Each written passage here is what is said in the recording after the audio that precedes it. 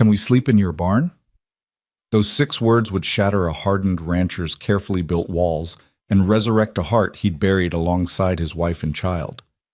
Silas Gentry thought he'd found safety in solitude, but when a desperate young woman and 2 freezing children appeared at his barn door on that bitter Montana night in 1883, he faced a choice that would define the rest of his life. Stay with me until the end and comment your city so I can see how far this story travels. The wind that evening carried more than snow across the Montana Territory. It carried the weight of decisions, yet unmade, of lives hanging in a balance as delicate as frost on a window pane. Silas Gentry had learned to read the wind the way other men read newspapers, and what he heard in its howl as dusk settled over his ranch told him trouble was coming. He just didn't know it would arrive on 2 small feet wrapped in rags and be accompanied by the most haunting question he'd heard in 5 years. The ranch sat in a valley cupped by hills that rolled like frozen waves toward the horizon, their peaks dusted white even in early autumn. It was October 1883, and the territory was still raw, still finding its shape the way a river finds its course, through persistence and the wearing down of resistance. Silas's spread wasn't the biggest in the region, but it was substantial enough: 200 acres of grazing land, a sturdy barn built from timber he'd cut himself, and a house that had once held laughter, but now echoed with nothing but his own footsteps and the accusations that plagued his quiet hours. He was checking the barn's western wall where the wind liked to find gaps when he heard it. A sound so soft it might have been a branch scraping wood, except there were no trees close enough. Then it came again, more insistent: knock, knock, knock. 3 careful raps, almost apologetic in their timidity. Silas's hand moved instinctively to the rifle leaning against the feed bin. Rustlers had been working the valley for months, bold enough now to strike before full dark. The territorial marshal had warned him just last week. They're getting desperate, Silas. Desperate men don't wait for midnight anymore. He moved toward this barn door with the practiced silence of a man who'd learned stealth during the war, his boots making no sound on the packed earth floor. The knocking came again, and now he could hear something else: a child's cough, quickly muffled, and a woman's whispered, "Shh." His fingers tightened on the rifle. Rustlers didn't bring children. Indians didn't knock, which meant whoever stood on the other side of that door was either truly desperate or running from something worse than the coming storm. Silas threw the bolt and yanked the door open in one motion, rifle raised, his finger resting lightly on the trigger. For a moment, the 3 figures before him seemed like apparitions conjured by the wind. So still, so unlikely, that his mind struggled to accept them as real. The woman, no, girl really, couldn't have been more than 17, stood in the center, one hand holding a boy of perhaps 5 or 6, the other arm wrapped around a girl who looked to be 8 or 9. All 3 wore clothes that might once have been decent, but were now little more than rags held together by hope and determination. The boy's feet, Silas noticed with a jolt that went through him like lightning, were wrapped in burlap sacks tied with twine. The little girl's lips had taken on the blue-gray tinge that preceded frostbite, and the young woman's eyes. God, her eyes were the color of slate before a storm, and held a kind of fierce, cornered dignity that reminded him of a cougar he'd once found caught in a trap, injured but still dangerous, still proud. "Can we sleep in your barn, sir?" Her voice was steady despite the cold that must have been seeping into her bones, despite the way her whole body trembled with more than just the temperature. "Just tonight. The storm's coming, and we won't make it to town. We won't be any trouble. We'll be gone before dawn." Silas lowered the rifle slowly, his mind still catching up to what his eyes were showing him. The boy swayed slightly, his small face pinched with exhaustion and cold. The girl beside him, his sister clearly, they had the same dark hair, the same sharp chin, pressed closer to the older one's side, her eyes never leaving Silas's face with an intensity that was unnerving in one so young. "Where are your people?" His voice came out rougher than he'd intended, harsh from disuse and shock. "Dead, sir." The young woman's chin lifted slightly, and he saw the cost of that simple statement in the way her jaw tightened. 6 weeks now. Cholera took them both within 2 days of each other. We've been making our way north since. We've got an uncle in Helena, or we did. We're trying to reach him before winter sets proper. Helena was 150 miles north, through mountain passes that would be deadly once the snows came in earnest. Silas looked past them to the darkening sky, where clouds were building like a wall, black and heavy with the promise of the season's first real blizzard. He'd seen enough Montana storms to know this one would be bad, the kind that buried wagons and froze travelers in their tracks, leaving them like statues to be found when the thaw came. His eyes dropped to the boy's feet again, to the inadequate wrapping that was already stained with red. The child had been walking, probably for miles, probably all day. The rage that suddenly filled Silas wasn't directed at these children or their desperate guardian. It was aimed at a world that could reduce human beings to this state, that could leave children's feet bleeding through rags while good Christian folk in warm houses pretended not to see. "Storm's not waiting till tonight," he said, his words clipped. "It'll be here within the hour. You stay in the barn, you'll freeze before morning." The young woman's face went very still, her eyes searching his for the trap she clearly expected. "We'll manage, sir. We've got blankets and we can build a small fire." "Fire in my barn?" Silas's laugh was short and bitter. "That's not managing, girl. That's suicide. You'll burn down my livelihood trying to keep warm." He stepped back, jerking his head toward the barn's interior. "Get inside. There's hay in the loft that'll keep you off the ground, and you can burrow into it for warmth. I'll bring blankets." "We don't want charity." The words came out fierce, proud, and Silas recognized the tone. It was the same one he'd used himself countless times since Mary died. The sound of someone who'd learned that accepting help meant accepting pity, and pity was a poison that destroyed from the inside out. "Didn't offer any," he replied, matching her tone. "Offered shelter. Storm like this comes through, I lose stock. Can't afford to lose stock checking on frozen strangers in my barn every hour. This way, I know where you are. Know you won't be setting fires or causing trouble. It's practical, not charitable. There's a difference." It was a lie, of course, at least partially, but it was the kind of lie that allowed dignity to remain intact, and he saw her recognize it for what it was. Something in her expression shifted, just slightly, and she gave a single sharp nod. "We'll be gone at first light," she said. "Storm will say when you can go," Silas told her. "Not your pride. Now get inside before that boy loses toes." He watched them file into the barn. The young woman first, still wary, still ready to grab her siblings and run if needed. The girl went next, her eyes huge in her pinched face, and finally the boy, limping so badly that Silas had to look away from the sight of it. Once they were inside, he pulled the door partially closed against the rising wind and headed for the house at a pace just short of running. The first snowflakes were already falling, fat and heavy, the kind that meant business. He had maybe 30 minutes before visibility dropped to nothing. His house stood 60 yards from the barn, a solid structure of logs and stone that he'd built with Mary in the early years of their marriage, when they'd still believed the future was something bright and full of promise. He didn't let himself think about her as he moved through the rooms, gathering what he needed. Wool blankets from the chest at the foot of his bed, a lantern, matches, and from the kitchen, bread and cheese, and the remains of the stew he'd made 2 days ago. The dust on the toy horse on the mantelpiece caught his eye as he passed through the parlor, and his steps faltered.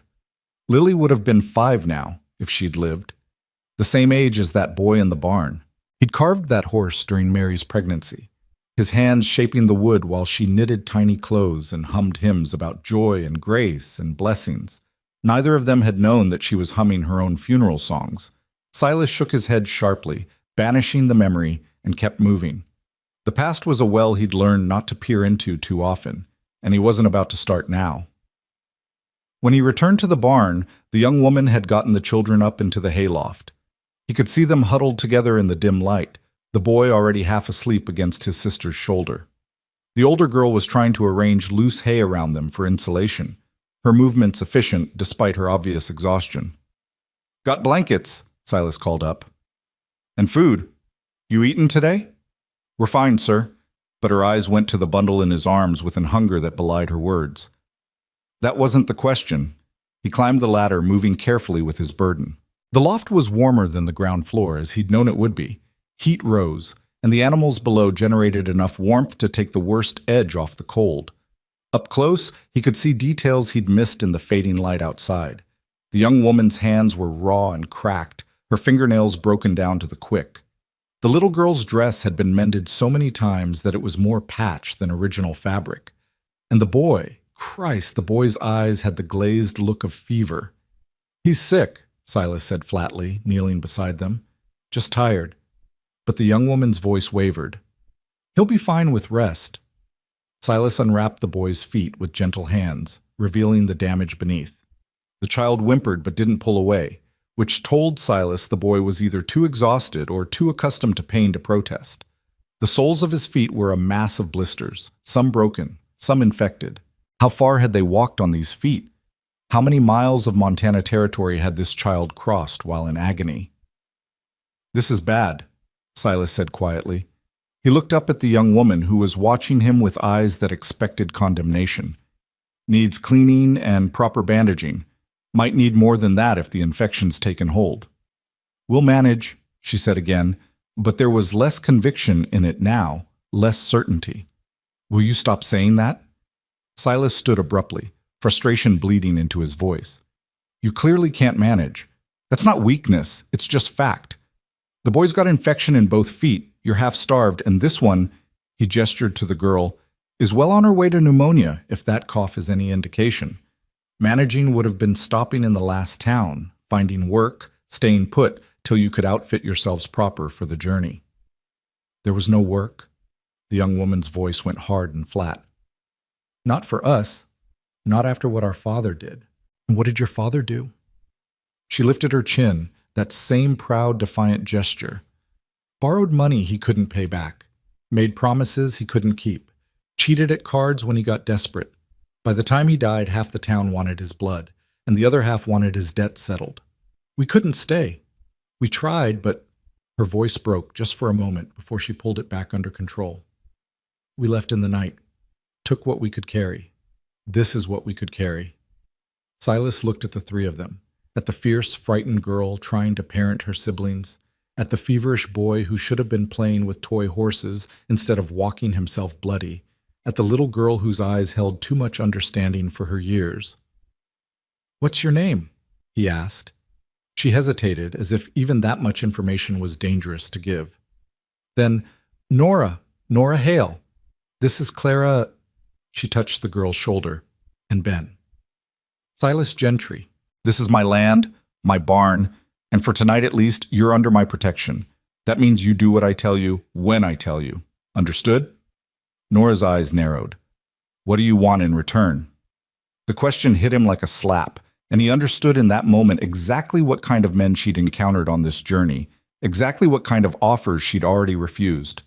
His hands clenched at his sides, rage building again. Not at her, never at her, but at every man who'd looked at a desperate girl with hungry eyes and seen opportunity instead of humanity. "Not a damn thing," he said, his voice low and hard. "Except that you stay alive, and those children don't lose any more than they already have. That's what I want. That a problem for you?" She stared at him for a long moment, searching his face for the lie, for the trap. Whatever she saw there must have satisfied her because she finally gave a small nod. "Good." Silas picked up the lantern. "I'm going to get hot water and medical supplies. You get them wrapped in these blankets and make sure they eat. All of you eat. When I come back, I'm cleaning and bandaging that boy's feet, and there's not going to be any argument about it. Clear?" "Clear."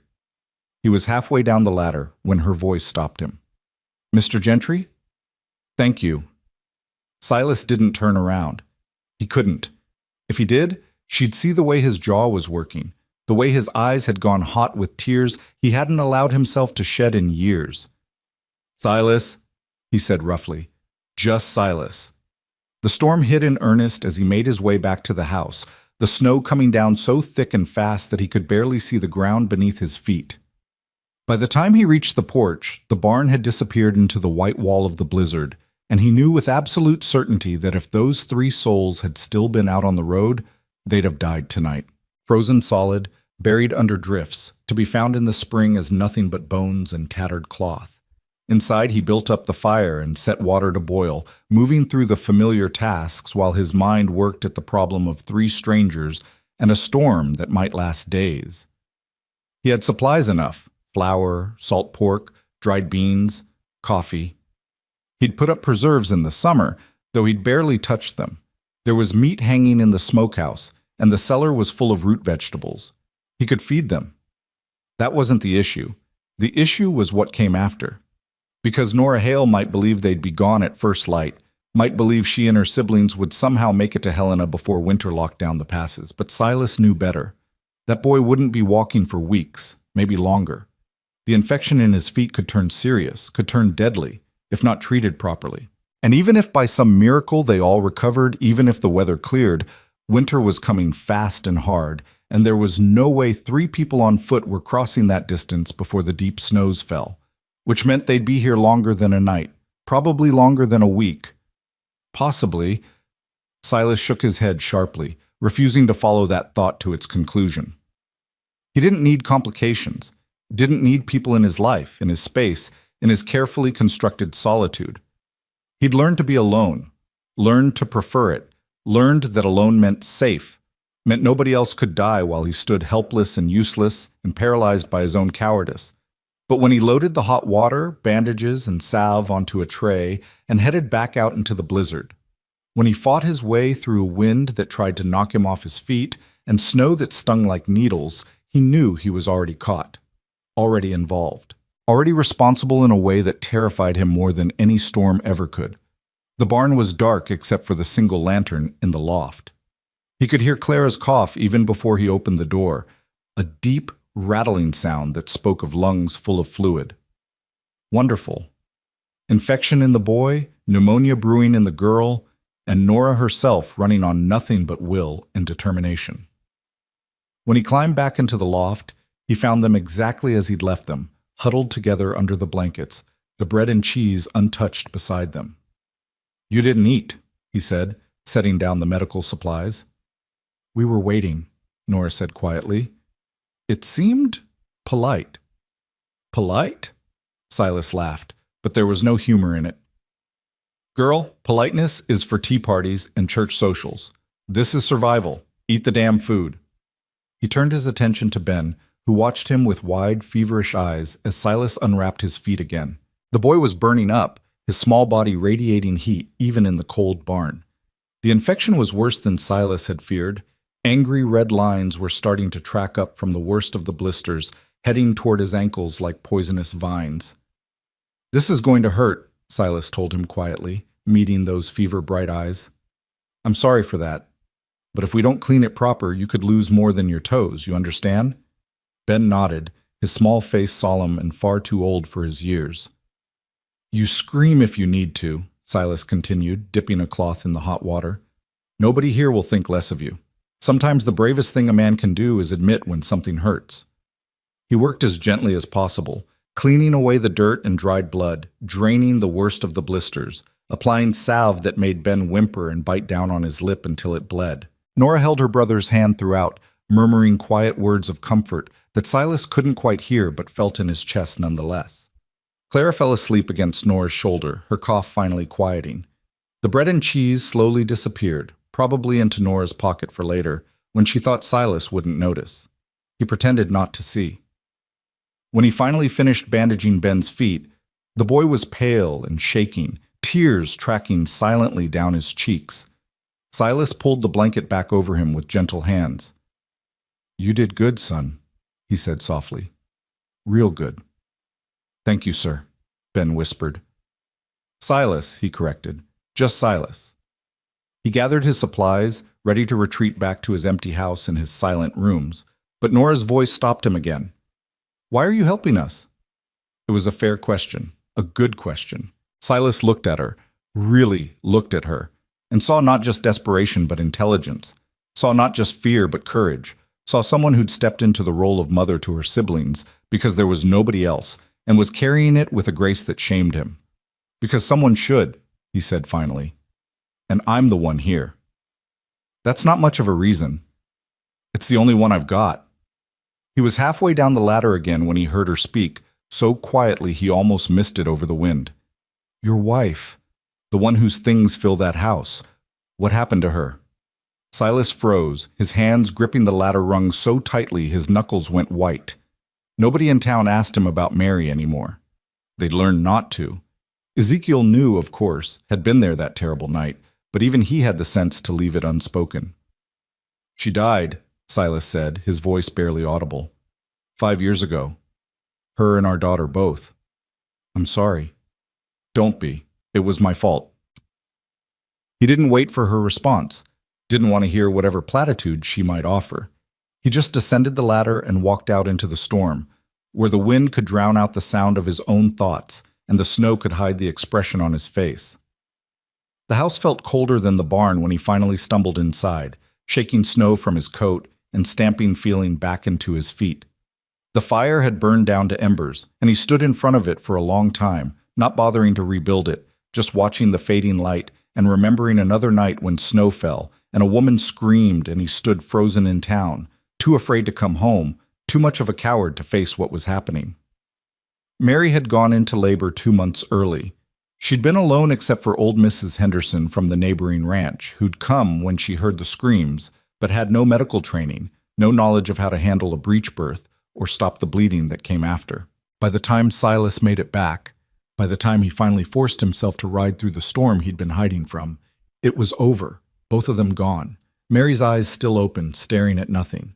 The baby, his daughter, his Lily, so tiny and perfect and utterly, completely still.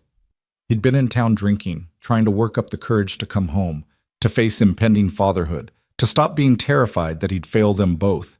And in his cowardice, he'd done exactly that. He'd failed them in the worst way possible. Silas pulled in a shaking breath and forced his hands to unclench. That was the past. It was done. No amount of remembering would change it. No amount of guilt would bring them back. He'd learned to live with it the way a man learns to live with a missing limb, aware always of the absence, of the phantom pain, but functional nonetheless. The storm raged outside, shaking the windows, howling down the chimney. Somewhere in his barn, 3 strangers huddled together for warmth, depending on him to keep them alive. The weight of that responsibility should have terrified him, should have sent him right back to that bottle he kept hidden in the kitchen, the one he'd managed to ignore for the better part of a year now. Instead, for the first time since Mary died, Silas felt something other than the gnawing emptiness that had become his constant companion. He felt needed, necessary, like maybe his continued existence wasn't just an accident or a punishment, but served some purpose he hadn't yet understood. It was a dangerous feeling. Hope always was. He rebuilt the fire and tried not to think about gray eyes the color of storm clouds, or small hands that held on to each other with the fierce determination of those who had nothing else left to lose, or the fact that somewhere deep in the frozen wasteland of his chest, something long dormant had begun, ever so slightly, to thaw. Outside, the wind howled and the snow fell, and the night stretched long and dark across the Montana territory. In the barn, Clara coughed in her sleep.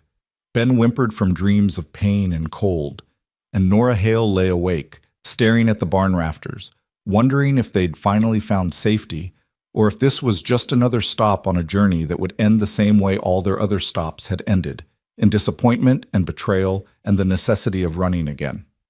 Neither she nor Silas slept that night, both of them listening to the storm, both of them wondering what morning would bring, both of them already changed in ways they didn't yet understand by 6 simple words spoken at a barn door. "Can we sleep in your barn?" And the answer that came after, not in words but in actions, in the offering of shelter and the careful bandaging of a child's feet, in the understanding that sometimes mercy doesn't ask questions, doesn't demand explanations, doesn't wait for the perfect moment. Sometimes mercy just opens the door and says, "Storm's coming. You'll stay till it breaks." Even if neither party quite understands yet that the real storm, the one that will either destroy them all or rebuild them into something neither broken nor whole, but something altogether new, hasn't even begun. Morning came not with light, but with a gradual lessening of the darkness, the blizzard still raging so fiercely that Silas couldn't see the barn from his kitchen window. He'd been up for hours, moving restlessly through the house, stoking fires and brewing coffee he didn't drink, his mind circling back again and again to the 3 people sleeping in his barn. Or not sleeping. He suspected Nora Hale wasn't the type to rest easy, especially not in a strange place, depending on the charity of a man she didn't know. He'd told her it wasn't charity. Had meant it too. But standing in his kitchen now, loading a tray with far more food than was strictly necessary, biscuits he'd actually made fresh, bacon from the smokehouse, eggs from the hens who'd had the sense to stay in their coop, coffee, milk, even a precious spoonful of honey he'd been hoarding. He had to admit that maybe he'd been lying to them both.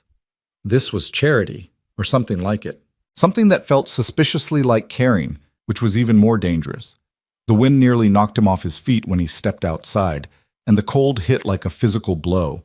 He bent his head against it and pushed forward, following the path he'd worn the night before, now completely buried under fresh snow.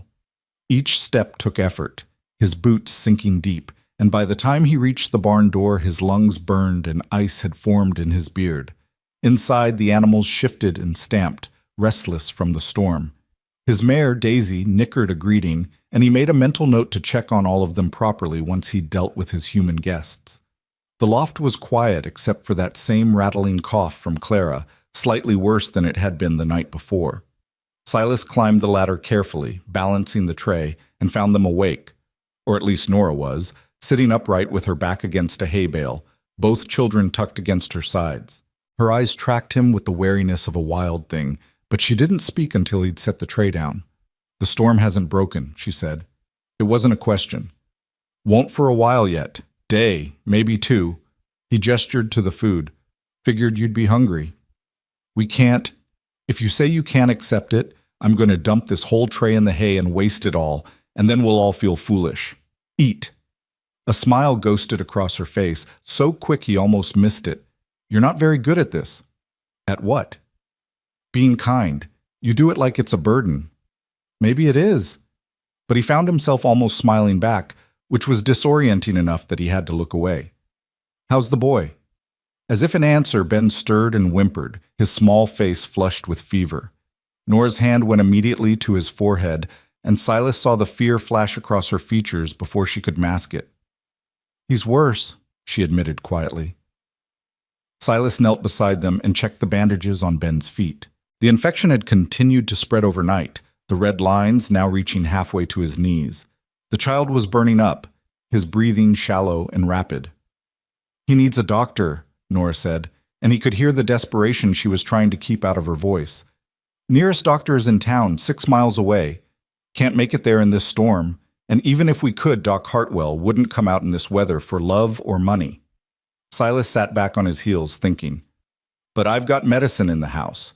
Willow bark tea for the fever, and I've got sulfur powder that might draw out the infection. Used it on horses. Should work the same on people." "Should?" Nora's eyes went sharp. "Will," he corrected with more confidence than he felt. "Will work, but he needs to be somewhere warmer than this. That fever needs to break, and it won't do it out here. We can't impose—" "Stop." Silas held up a hand. "Just stop with the pride for 5 minutes and think about what's best for your brother. He stays out here, he might not see tomorrow. In the house, he's got a chance. That's not charity or kindness or whatever you want to call it. That's just arithmetic." Nora stared at him for a long moment, and he could see the war happening behind her eyes, the need to protect her siblings fighting against the stubborn independence that had probably kept them alive this long. Finally, she gave a single, sharp nod. "Just until he's better." "Just until the storm breaks and he can walk?" Silas countered. No point in making promises neither of them believed. "Now eat something before the food gets cold. I'll ready the house." He was halfway down the ladder when Clara spoke for the first time, her voice small and hoarse from coughing. "Mister, do you got a wife?"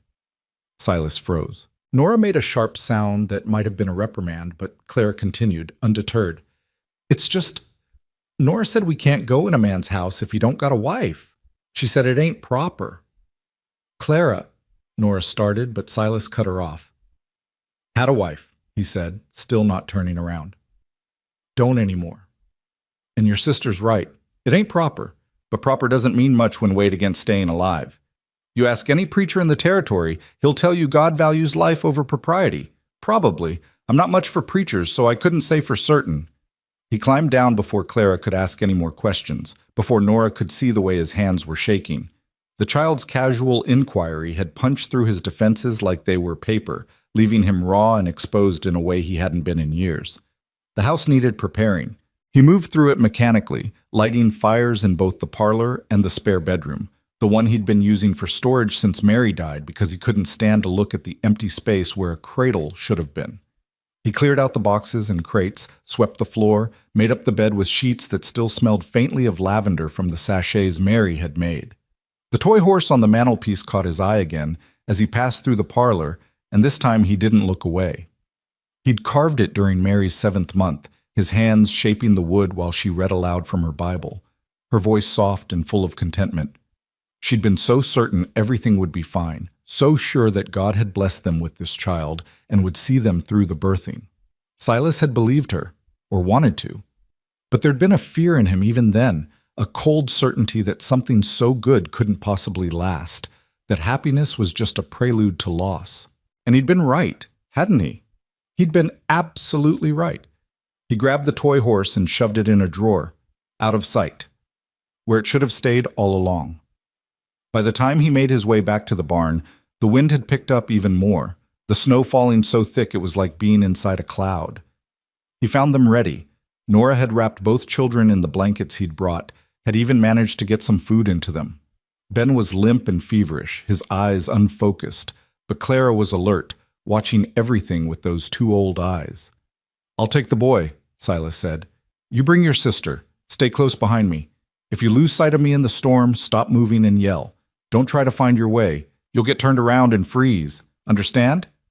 Nora nodded. He could see her jaw set with determination as she lifted Clara, who despite her small size seemed to take all of Nora's strength to carry. Silas wrapped Ben in his own coat before picking him up, cradling the boy against his chest. The child was so light it made his heart hurt. Too light, all bones and sharp angles where there should have been healthy flesh. How long had they been starving? How many meals had Nora skipped to make sure her siblings ate? The journey from barn to house felt like crossing the whole territory. The wind fought them for every step, and more than once Silas had to stop and make sure Nora was still behind him. Her slight figure bent nearly double against the gale, Clara's face buried in her sister's shoulder. When they finally stumbled through the door, all of them were covered in snow and shaking from more than just the cold. "Bedroom's there," Silas said, jerking his head toward the hallway. "Get the boy on the bed. I'll start the tea." But Nora stood frozen in the entryway, staring around at the house with an expression he couldn't quite read.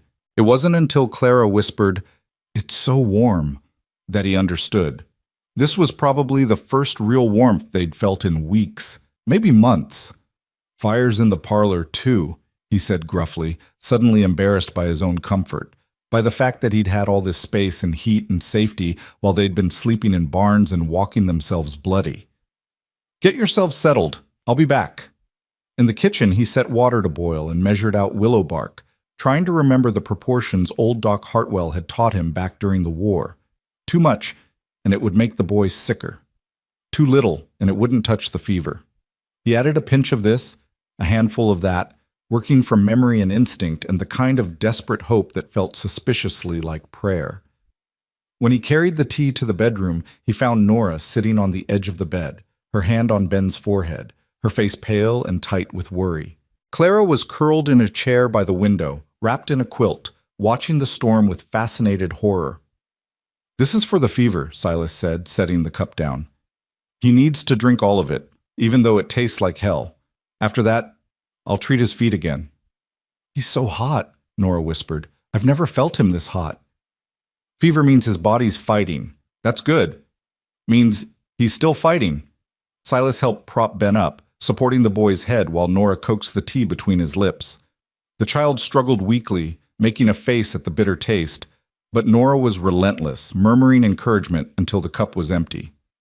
"Good," Silas said. "That's good. Now we wait for it to work." "And if it doesn't?" He met her eyes, those storm-gray eyes that held too much fear and too much strength all at once. "Then we try something else, and then something after that. We keep trying until it works. Or until it's too late. Not going to be too late." He said it with a certainty he didn't feel, but sometimes certainty was a choice, not a feeling. I've seen worse than this pull through. It was a lie, but it was the kind of lie that gave hope, and sometimes hope was more important than truth. He spent the next hour working on Ben's feet again, cleaning and treating and rebandaging while the boy drifted in and out of fevered sleep.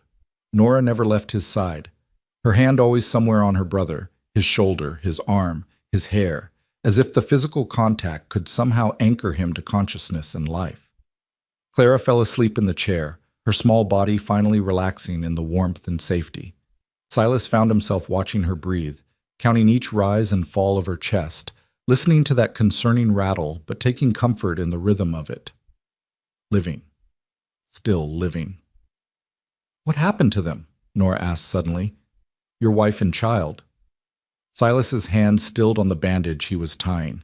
He should have expected this. She'd asked last night, and he'd given her nothing. Of course she'd push again. She was the type who'd need to know, who'd need to understand what kind of man she was trusting with her family's lives. "She went into labor early," he said finally, his voice flat and empty of inflection. "I wasn't here." "Where were you?" "Town. Drinking." The words tasted like ash. "I was scared of being a father, of failing them, of—" He broke off, shook his head. "Doesn't matter. What matters is I wasn't here when she needed me. By the time I got back, they were both gone." "How long ago?" 5 years. October. Right around this time, actually." He finished the bandage and sat back. "There. That should hold." "Is that why you live alone? Why this whole house feels like—" Nora gestured vaguely. "Like a grave?" The observation was so accurate, so cutting, that Silas actually flinched. "Grave's a good word for it. That's exactly what it is. I buried them, and then I buried myself. Seemed like the right thing to do. And now? And now 3 strangers showed up needing help, and I'm too much of a coward to turn them away." He stood abruptly, needing to move, needing to escape the weight of her gaze. "You should rest, both of you. I'll check on the boy every few hours, make sure the fever breaks." "Silas?" She said his name like it meant something, like it was important. "Thank you for all of this. I know you don't want to hear it, but thank you."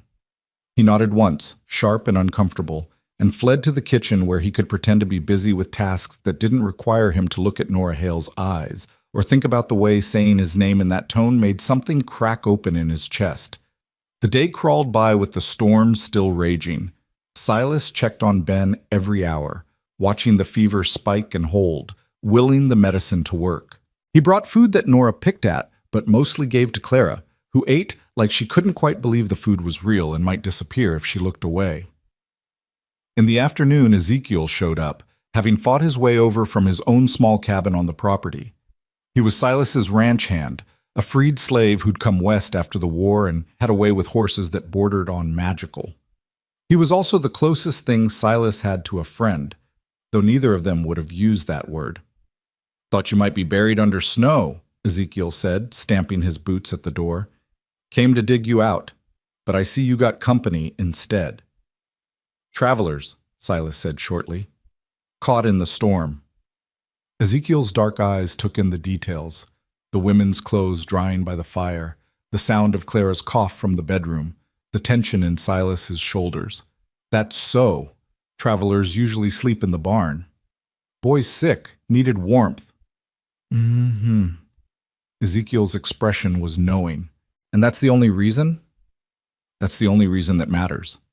Silas poured coffee, handed a cup to Ezekiel. "Storm should break tomorrow. They'll be gone after that." "Boy sounded pretty sick to me. That cough ain't natural. I'm handling it. Never said you weren't." Ezekiel sipped his coffee, watching Silas over the rim. "Just wondering if you're ready to have people in this house again. Been a long time since these walls heard anything but your footsteps and your ghosts." "They're not staying," Silas said firmly. "Soon as the weather clears and the boy can walk, they're gone." "Where they headed?" "Helena. Got an uncle there, apparently." Ezekiel's eyebrows rose. "That's a hard journey this time of year. Near impossible for folks on foot." "Not my problem." "No?" Ezekiel set down his cup. "Then why you got that look on your face like it is?" Before Silas could answer, Clara appeared in the doorway, wrapped in the quilt like a small ghost. Her eyes went wide at the sight of Ezekiel, and she shrank back.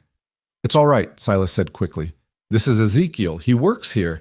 He He paused, searching for the right word. He's good people. Ezekiel smiled, the kind of gentle smile that transformed his weathered face. Hello there, little miss. You feeling better? Clara nodded slowly, still wary. Ben's awake. He asked for water. Silas was moving before she finished speaking, Ezekiel right behind him. In the bedroom, they found Ben conscious but confused, his eyes unfocused as Nora tried to get him to drink. The fever's broken, she said, and there was relief in her voice so profound it made her shake. I think he's through the worst of it. Silas felt something in his chest loosen, some tension he hadn't realized he'd been carrying. Good. That's good. Keep him drinking. Water, broth if you can get it down him. And those feet need to stay elevated and clean. Ezekiel caught his eye, and there was something in his expression. Approval, maybe, or understanding. I'll stay close, he said quietly, in case you need help with anything.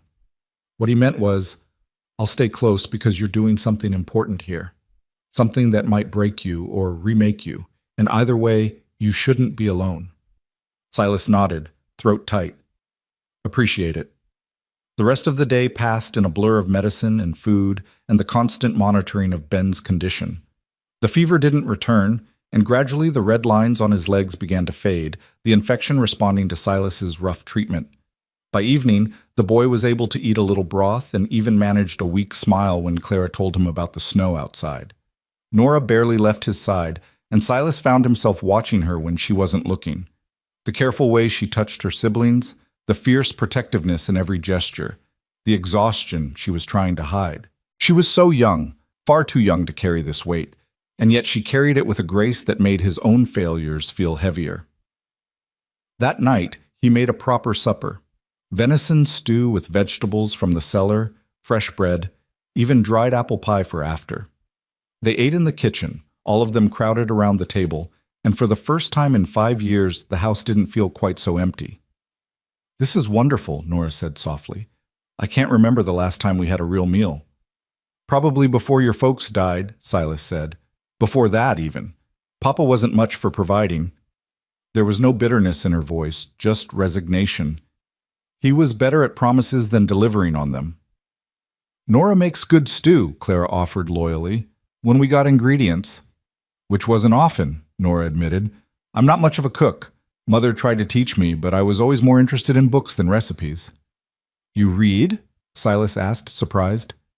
When I can. Mother was a teacher before she married. She made sure we all learned letters and numbers.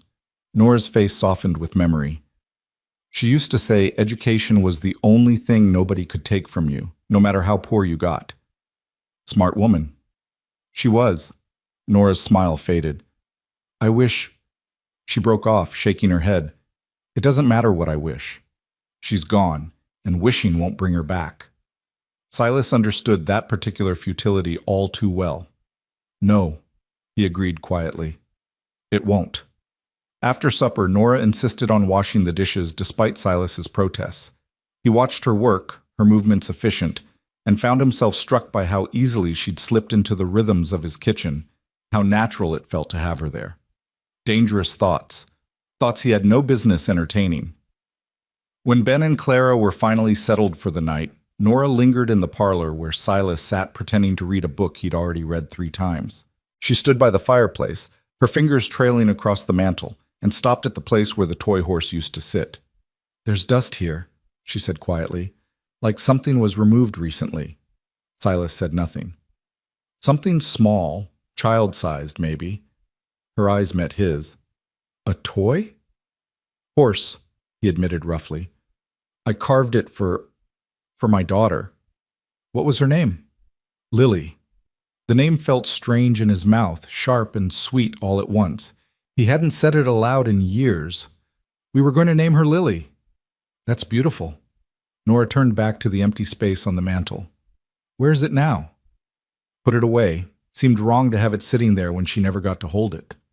Or maybe, Nora said softly, it seemed wrong because it reminded you that she was real, that she existed, even if only for a moment, that she mattered. The words hit like a blow, and Silas found himself on his feet, anger flaring hot and defensive. "You don't know what you're talking about." "Don't I?" She turned to face him fully. "I watched my parents die, Silas. Watched them waste away, helpless to do anything. And after, I wanted to forget. Wanted to pretend it never happened, that they never existed, because remembering hurt too much. But Clara and Ben needed me to remember. Needed me to tell them stories about Mama's laugh and Papa's terrible jokes. Needed the memories to stay alive, even when everything else was gone. It's not the same, isn't it?" Her voice was gentle but unyielding. "You put away the toy because remembering hurts, but forgetting would hurt more. That toy, that's proof she was loved, that she mattered. That's not something to hide away." Silas opened his mouth to argue, to defend his choice, but the words wouldn't come. 'Cause she was right. God help him, this 17-year-old girl who'd been through hell and come out still fighting was absolutely right. "She was loved," he said finally, his voice breaking. "More than I knew how to say." "Then say it now." Nora moved to the drawer where he'd hidden the toy, opened it with the kind of gentle determination that suggested she'd been watching him more carefully than he'd realized. She pulled out the wooden horse and held it up to the firelight, examining the careful craftsmanship. "Tell me about her. Tell me what she meant to you." And somehow, impossibly, he did. The words came haltingly at first, then faster, spilling out like water through a broken dam. He told her about Mary's pregnancy, about his fear and excitement all tangled together, about the plans they'd made, the future they'd imagined, about the moment he'd held his daughter's tiny, still body and felt his heart crack clean through. "I wasn't there," he said again, the old refrain. "I should have been there, and I wasn't." "No," Nora agreed. "You weren't, and that's something you'll have to carry." "But Silas," she set the toy horse back on the mantel, in its old place where it caught the firelight and threw dancing shadows. "She was loved. You loved her. That matters. That will always matter." He stared at the toy horse, at the proof of his love and his failure all carved into one piece of wood, and felt something shift inside him. Not healing, it was too soon for that, might always be too soon, but maybe the beginning of acceptance, the understanding that he could carry both the love and the loss, that one didn't cancel out the other. "Thank you," he said quietly. Nora smiled, and it transformed her face from merely pretty to something approaching beautiful. "You're welcome. For what it's worth, I think you're a good man, Silas Gentry. A good man who made a mistake. There's a difference." She left him then, disappearing into the bedroom where her siblings slept, and Silas stayed in the parlor until the fire burned down to embers, staring at the toy horse and remembering. Not just the pain this time, but the joy too. The way Mary's face had glowed when she felt the baby kick, the names they'd argued over, laughing, the cradle he'd built with such care and hope. It hurt to remember, but Nora was right. Forgetting would hurt more. Outside, the storm finally began to ease, the wind dying down to a whisper, the snow falling more gently. By morning it would be clear, and Nora would expect to leave. Would insist on it probably, her pride demanding she not overstay their welcome. But Ben's feet wouldn't be healed. Clara's cough still rattled in her chest, and Nora herself was running on nothing but determination and stubbornness, so thin he could probably count her ribs if he tried. They needed more time. They needed care and feeding and safety, at least until winter proper set in and made the journey north truly impossible. And maybe, just maybe, he needed them too. Needed their presence to remind him that this house was meant for living, not entombing. That warmth and laughter and the sound of children's voices weren't betrayals of Mary's memory, but celebrations of the life she'd wanted for him. He'd let them stay, just a while longer. Just until they were ready. And if some part of him hoped they'd never be quite ready, if some treacherous corner of his heart was already imagining Clara learning to ride that mare, Ben growing strong and healthy, Nora's smile becoming something he saw every day instead of just once, well, he'd deal with that foolishness when it came. For now, he had a house that was finally warm again, and 3 people sleeping under his roof who'd reminded him what it felt like to be needed, to matter, to be something other than a ghost haunting his own life. It wasn't much, but it was something. And after 5 years of nothing, something felt like a miracle. The storm broke just before dawn, leaving the world transformed under 3 feet of pristine snow that sparkled like crushed diamonds in the early light. Silas woke to silence, not the oppressive, empty silence he'd grown accustomed to over the years, but something softer, fuller, alive with the promise of voices that would soon fill it. He lay in his bed listening to the house settle and creak, and heard Clara's cough from down the hall, followed by Nora's gentle murmur of comfort, the sounds of a family, the sounds of life. He should have felt invaded, crowded, uncomfortable. Instead, he felt something dangerously close to contentment. By the time he made it to the kitchen, Nora was already there, standing at the stove with an expression of determined concentration as she attempted to work his cast-iron skillet. She'd braided her hair back from her face, and in the morning light streaming through the window, she looked even younger than 17, a child herself, playing at being grown. "I was trying to make breakfast," she said without turning around, somehow sensing his presence, "to repay you for all your kindness, but I think I'm making a mess instead." Silas came to stand beside her and looked into the pan, where eggs were simultaneously burning and remaining raw in a way that defied physics. "You weren't lying about not being much of a cook. I warned you." But there was humor in her voice, not defensiveness. "Mother died before she could teach me properly, and after that there wasn't always food to practice with. Here." He took the spatula from her hand, their fingers brushing briefly, and felt an uncomfortable jolt at the contact. "You need to keep the heat lower, and you've got to keep them moving, like this." He demonstrated, salvaging what he could of the eggs. "Cooking's just paying attention, same as anything else worth doing." She watched him work with the same intense focus she brought to everything, and he found himself acutely aware of her proximity, of the way she smelled faintly of the lavender soap from Mary's old room, of how small she seemed standing next to him, and yet how much strength radiated from her slight frame. "There," he said gruffly, sliding the rescued eggs onto a plate. "Not pretty, but edible. That's all that matters. You make it look easy." "Practice. Had to learn after Mary died. It was either that or starve, and I was too stubborn for starving." He started fresh eggs in the pan. "You'll learn too, if you're here long enough." The words hung in the air between them, neither quite a question nor quite a statement. Nora's eyes found his, searching. "The storm's broken," she said quietly. "We should go. Boys' feet aren't healed. Girls got pneumonia brewing. And you look like a strong wind would knock you over." Silas kept his attention on the eggs, not trusting himself to look at her. "Storm might be over, but winter's just starting. You won't make it to Helena before the passes close. We have to try. Why?" The question came out sharper than he'd intended. "Because of pride? Because you'd rather die trying than accept help? That's not brave, Nora. That's just foolish." Her jaw set in that stubborn line he was beginning to recognize. "We can't stay here forever. Not asking you to, just asking you to stay until spring, until the children are healthy and the passes are clear and you've got a real chance." He finally looked at her. "That's not forever. That's just sensible. People will talk. People always talk. That's what people do." He plated the eggs with more force than necessary. "Question is whether you care more about what strangers think or about keeping your family alive." It was a low blow and he knew it. But desperation made men cruel sometimes. The thought of them leaving, of watching Nora load those children into a wagon and disappear into the still dangerous cold, made something twist painfully in his chest. Before Nora could respond, Clara appeared in the doorway, wrapped in a blanket and looking marginally better than she had the day before. "Is Ben awake?" she asked, her voice hoarse. "He said he wanted pancakes. Can we have pancakes?" The tension broke. Silas found himself almost smiling. "Pancakes, huh? That's ambitious for a boy who could barely eat broth yesterday." "He says his tummy's really hungry now." Clara climbed onto a chair at the table. "Nora, can we stay? I like it here.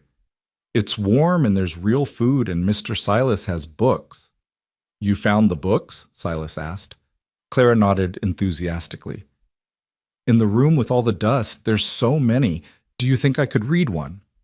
"Clara," Nora said, a warning in her tone. "We've already imposed too much. Read whatever you want," Silas interrupted. Books don't do anybody any good sitting on shelves collecting dust. They need to be used. Nora's expression was a complicated mix of gratitude and frustration, and he could see the war still happening behind her eyes. But before she could mount another argument, the sound of hoofbeats outside drew their attention. Through the window, they could see riders approaching, 3 of them, picking their way carefully through the snow. Silas's jaw tightened. He recognized the lead horse, the preacher's bay mare, and where Reverend Marcus went, judgment usually followed. "Stay inside," he told Nora. "All of you, let me handle this."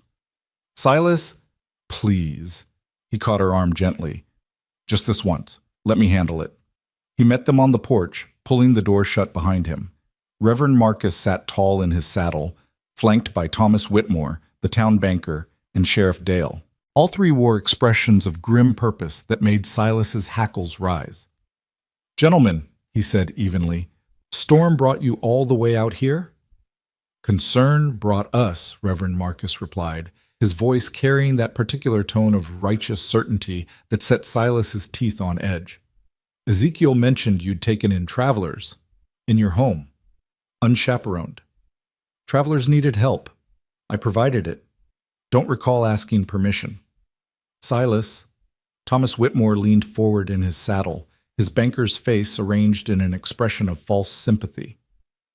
"We understand you were trying to do the right thing, but an unmarried man sheltering a young woman under his roof, it simply isn't proper. It raises questions, creates talk."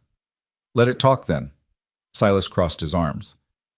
"I'm not throwing sick children out into the cold because folks might gossip." "No one's suggesting you throw them out," the sheriff said, though his tone suggested that was exactly what at least some of them were suggesting.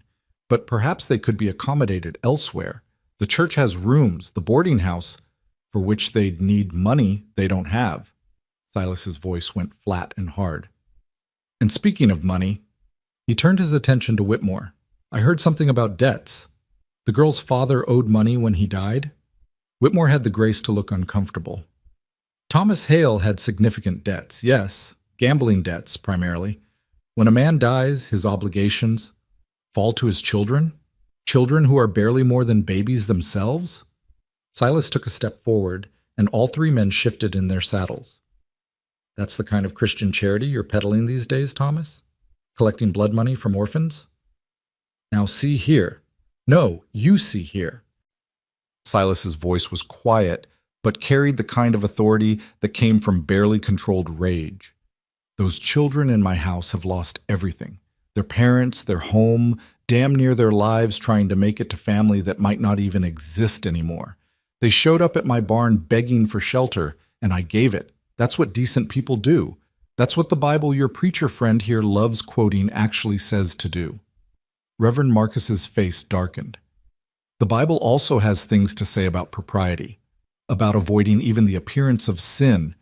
"The appearance of sin?" Silas laughed, sharp and bitter.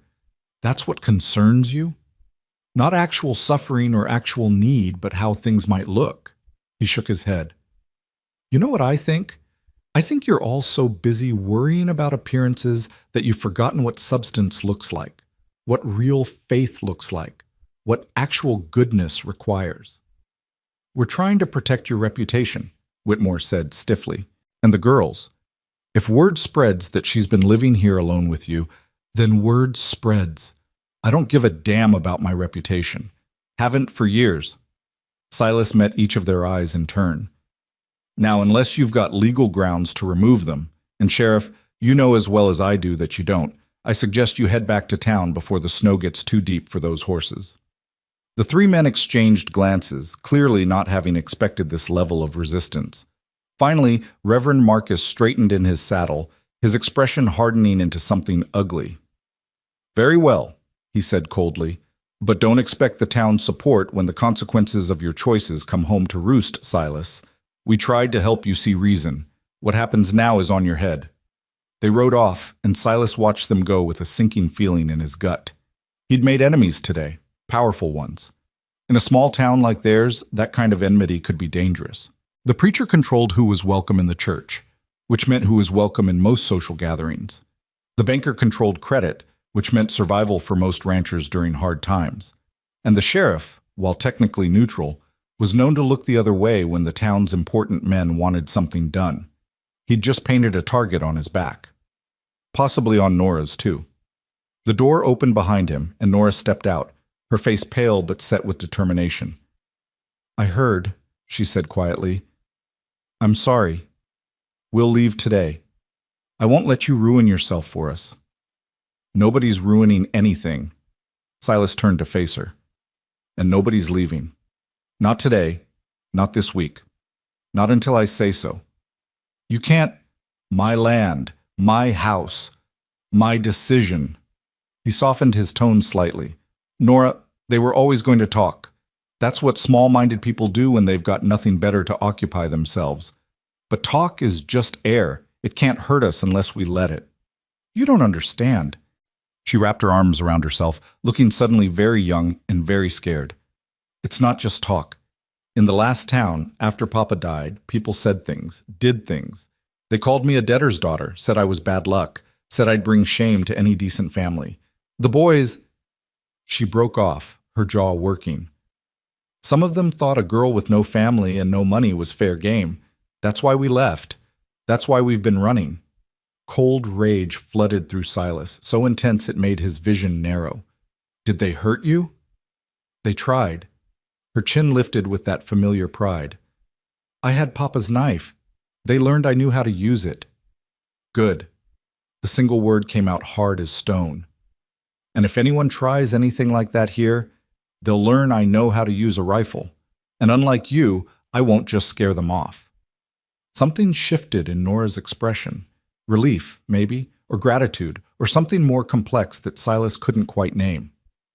"Why are you doing this?" she asked softly. "Really? What are we to you?" It was the same question she'd asked that first night, and he still didn't have a good answer. Or rather, he had several answers, none of which he was quite ready to speak aloud. "Because you remind me what it feels like to be alive. Because your siblings need someone, and I need to be needed. Because looking at you makes me think maybe I could be something other than a ghost haunting his own life." "You're people who needed help," he said finally. "That's enough." She studied his face for a long moment, and he had the unsettling feeling she could see right through him, could read all the things he wasn't saying. Then she nodded slowly. "All right," she said. "We'll stay. But only until spring, and I'll work for our keep. I can cook, or learn to. I can clean and mend and help with the ranch work. I won't be Charity, Silas. I can't be." "Deal." He held out his hand, and after a moment's hesitation, she took it. Her hand was small and work-roughened in his, but her grip was firm. Strong. "Now get back inside before you freeze. And tell that brother of yours if he wants pancakes, he's going to have to wait till I finish the eggs." She smiled, a real smile this time, not the careful, guarded expression she usually wore, and disappeared back into the house. Silas stood on the porch a moment longer, looking out at the snow-covered valley and wondering what the hell he'd just committed himself to. The weeks that followed fell into a rhythm that was both strange and oddly natural.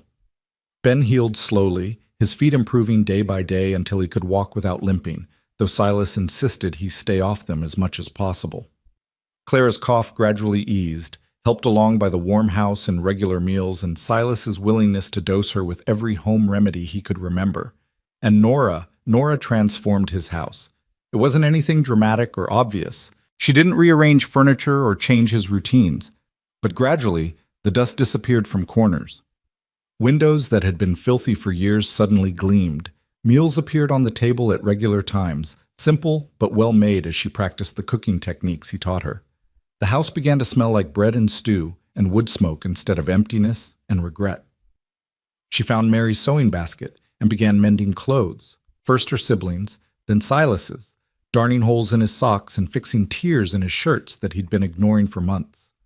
She discovered the garden plot buried under snow and made plans for spring planting, sketching layouts and making lists with an enthusiasm that made him smile despite himself. The children bloomed under the steady routine. Ben, once he could walk properly, followed Silas everywhere, to the barn to feed the horses, to the smokehouse to check the meat, to the woodpile to split logs. The boy had a curious mind and asked endless questions that Silas found himself actually enjoying answering. Why do horses need shoes if their hooves are already hard? Ben asked one morning as they worked in the barn. Same reason we need boots, Silas explained, showing him how to clean Daisy's hooves. Protection. A horse working on rocky ground or pulling heavy loads will wear down their hooves faster than they grow. Shoes keep them from getting sore or injured. Can I help put shoes on? Someday, when you're bigger, horses are strong, and if they get spooked, they can hurt you without meaning to. He glanced at the boy's eager face. But you can help me brush them. Daisy here loves a good brushing. He handed Ben a soft brush and watched the child attack the task with determined concentration. The boy had a gentle touch with animals, he'd noticed, a natural ease that couldn't be taught.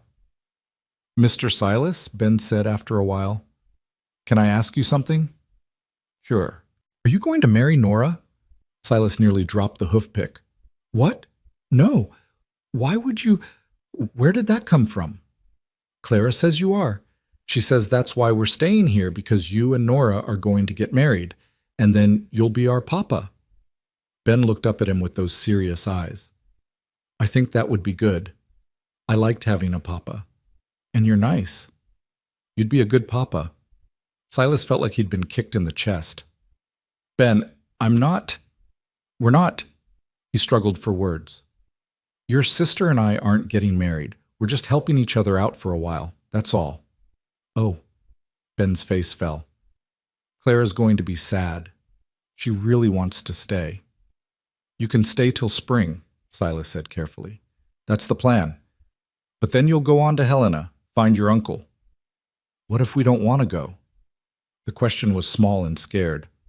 What if we want to stay here with you? Silas had no answer for that. No safe answer anyway. Because the truth was that he was beginning to want them to stay too, was beginning to imagine a future where Clara learned to read from his books, and Ben grew tall helping with the ranch work and Nora. No. He couldn't let himself go down that path, couldn't start hoping for things that were impossible. Let's not worry about that yet, he said finally. Spring's a long way off. A lot can change before then. But the seed had been planted, and over the following days, Silas found himself noticing things he'd been trying not to notice. The way Nora hummed while she worked, old hymns her mother had taught her. The sound of Clara's laughter when Ben told her silly stories. The feeling of coming home to a house that was alive instead of dead, warm instead of cold, full instead of empty. He noticed other things too. The way Nora's eyes tracked him when she thought he wasn't looking. The color that rose in her cheeks when their hands accidentally touched. The careful distance she maintained between them, as if afraid of what might happen if she got too close. Ezekiel noticed too, of course. He had a way of seeing things Silas wanted to keep hidden. You getting attached, Ezekiel observed one afternoon as they worked on mending fence line. To all of them, but especially to her. Don't know what you're talking about, Silas muttered, hammering a post with more force than necessary. Sure you don't. Ezekiel's tone was dry. That's why you find reasons to be wherever she is. Why you teach her cooking like it's the most important thing in the world. Why you look at her like she's water and you're dying of thirst. She's 17 years old. She's 17 going on 30, and you know it.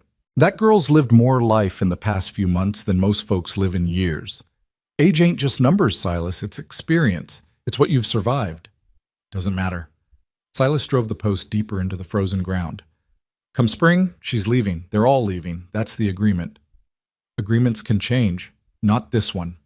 But that night, sitting at the table with all of them, listening to Clara read haltingly from one of his books, while Ben drew pictures with charcoal on slate and Nora sewed by lamplight, Silas felt the careful walls he'd built around his heart beginning to crack. Felt warmth seeping through the cracks like water finding paths through stone. Felt the dangerous possibility of hope taking root in ground he'd thought was permanently barren. It terrified him. The first Sunday after the storm, Reverend Marcus made his position clear.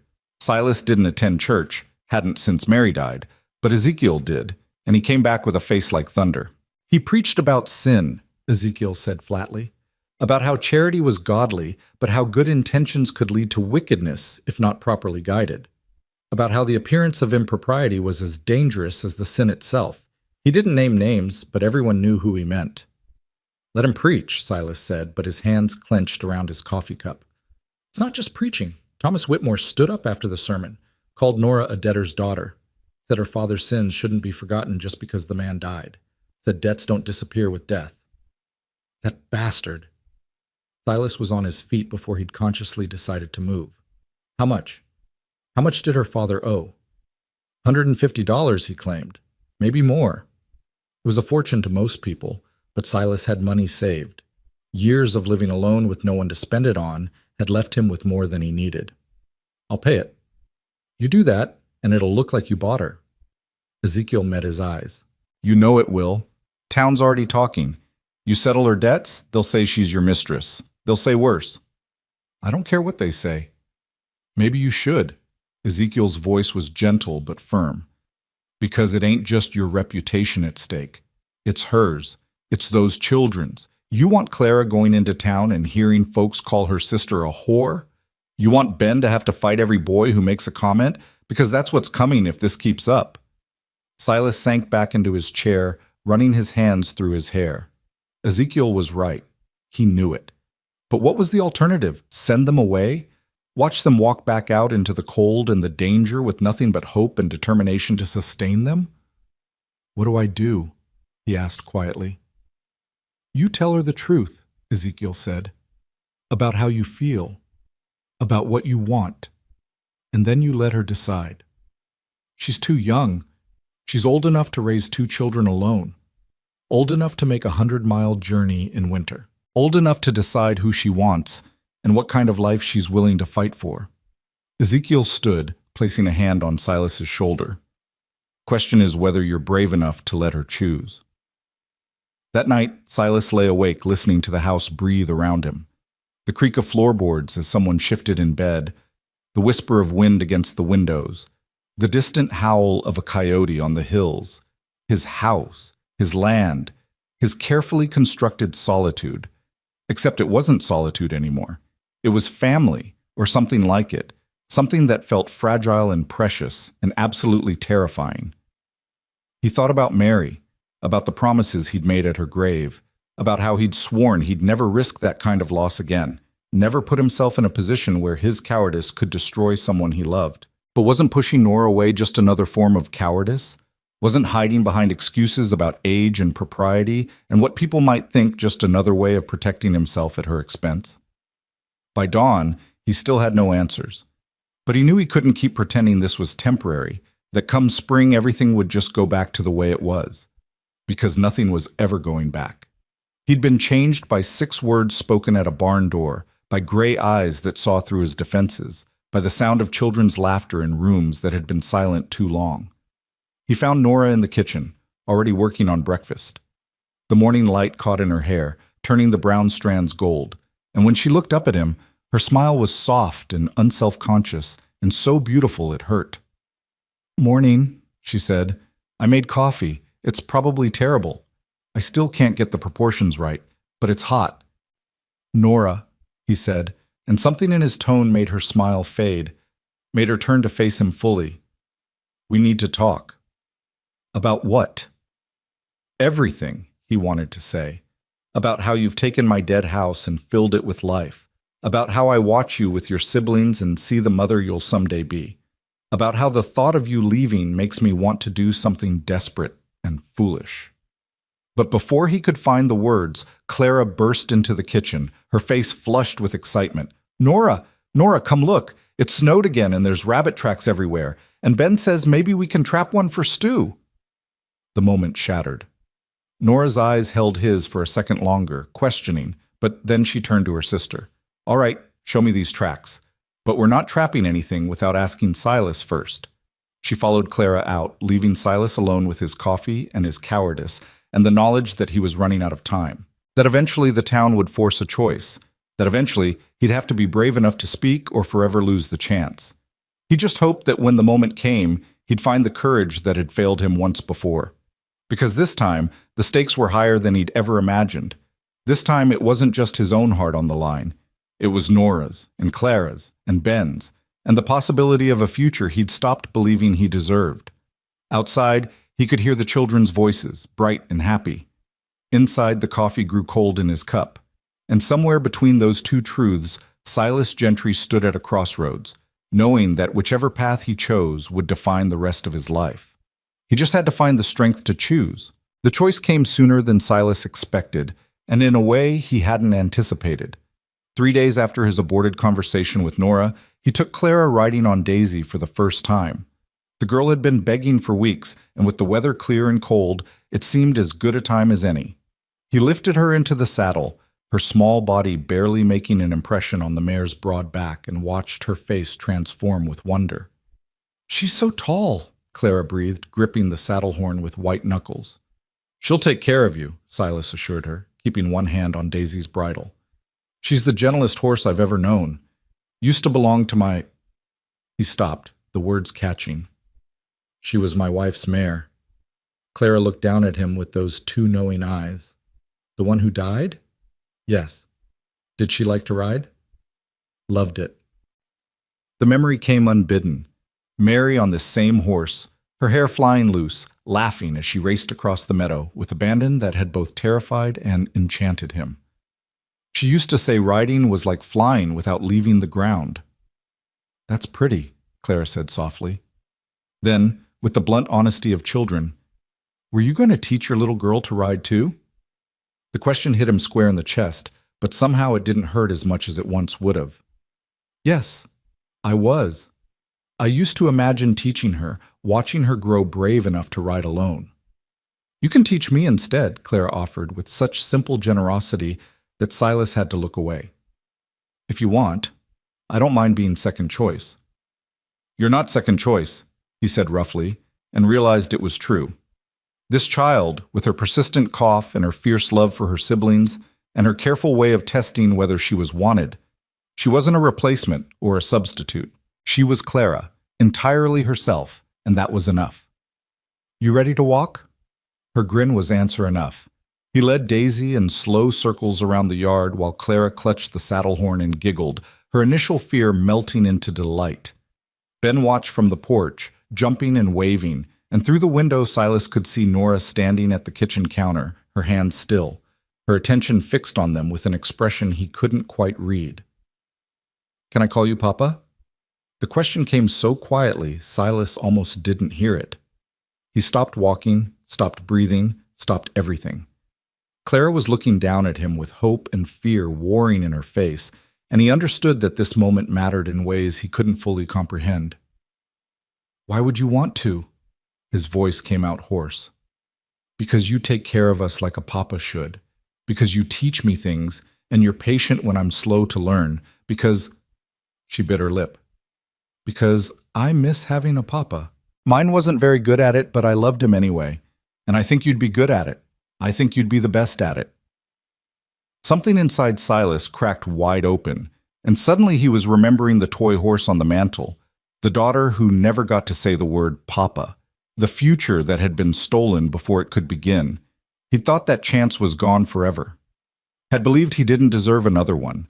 But here was this child, offering him something precious and fragile and utterly unearned, asking nothing in return except the permission to love him. "Yes," he whispered, the word barely audible. "Yes, you can call me that." Clara's face lit up like the sun breaking through storm clouds. "Really? You mean it?" "I mean it." "Can Ben call you that too?" "If he wants to." "And will you marry Nora? Because if you're our papa, you should marry our sister, and then we'd be a real family, and—" "Clara." He stopped her before the words could tumble into territory he wasn't ready to navigate. "One thing at a time, all right?" But the seed she'd planted joined the one Ben had already sown, and together they took root in soil that Silas had thought was beyond cultivation. Walking back to the house with Clara still aboard Daisy, listening to her chatter about all the things they'd do together, all the rides they'd take when she was good enough to go faster, he felt the future reshaping itself around him. Felt the careful plans he'd made, to keep them at arm's length, to let them go come spring, to return to his careful solitude, dissolving like snow in sunshine. But the town had other plans. The following Sunday, Reverend Marcus's sermon was no longer subtle. Ezekiel came back from church with a face like granite and words that fell like blows. "He called you out by name this time," Ezekiel said flatly. Said Silas Gentry was harboring sin under his roof.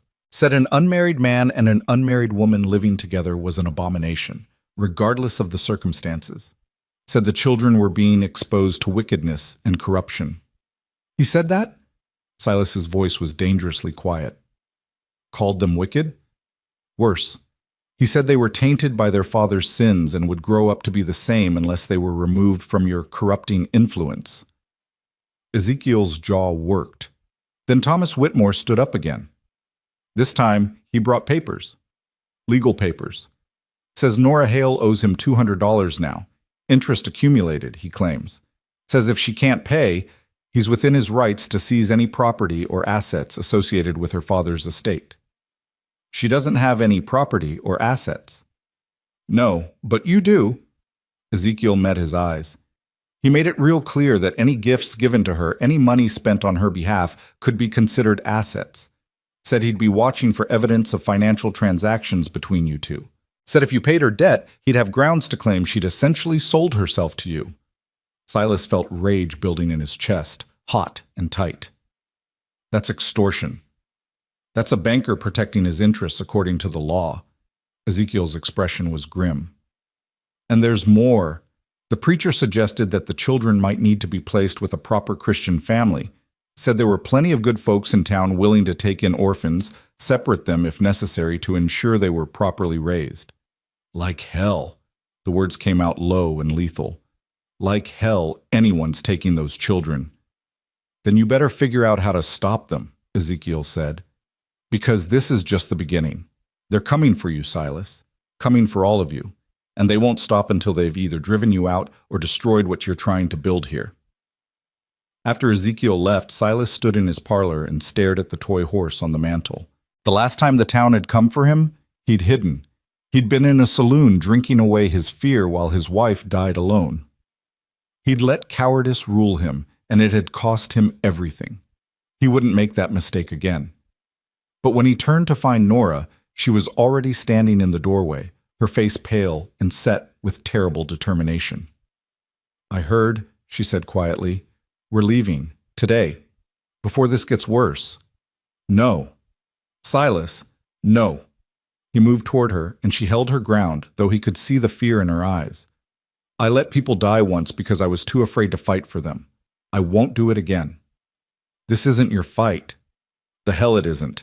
His voice rose despite his best efforts to control it. You think I don't know what will happen if you leave? You think I don't know that winter will kill you, that you'll never make it to Helena, that those children will die on some frozen road, and it'll be my fault for letting you go? It won't be your fault. It will be, just like Mary was my fault, just like Lily was my fault, because I knew better, and I let fear make my choices for me. He grabbed her shoulders, not roughly but firmly, forcing her to look at him. I'm done being afraid, Nora. I'm done letting good things slip away because I'm too much of a coward to fight for them. What are you saying? Her voice was barely a whisper. I'm saying you stay. I'm saying we face this together. I'm saying... He stopped, the words catching in his throat, but her eyes held his, and he found the courage to continue. I'm saying I don't want you to leave. Not in the spring. Not ever. Silas? She said his name like a prayer and a warning all at once. I'm 17 years old. You're, what, 30, 31? People will say terrible things. They already are. Let them. You don't understand. In the last town, after Papa died, the things they said about me... Her voice broke. They said I was his whore. Said that's how he paid his debts, by selling his daughter. It wasn't true, but it didn't matter. Truth doesn't matter when people want to believe the worst.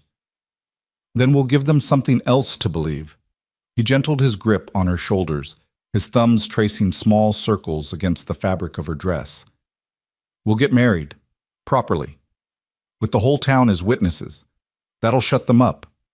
She stared at him like he'd lost his mind. You can't be serious.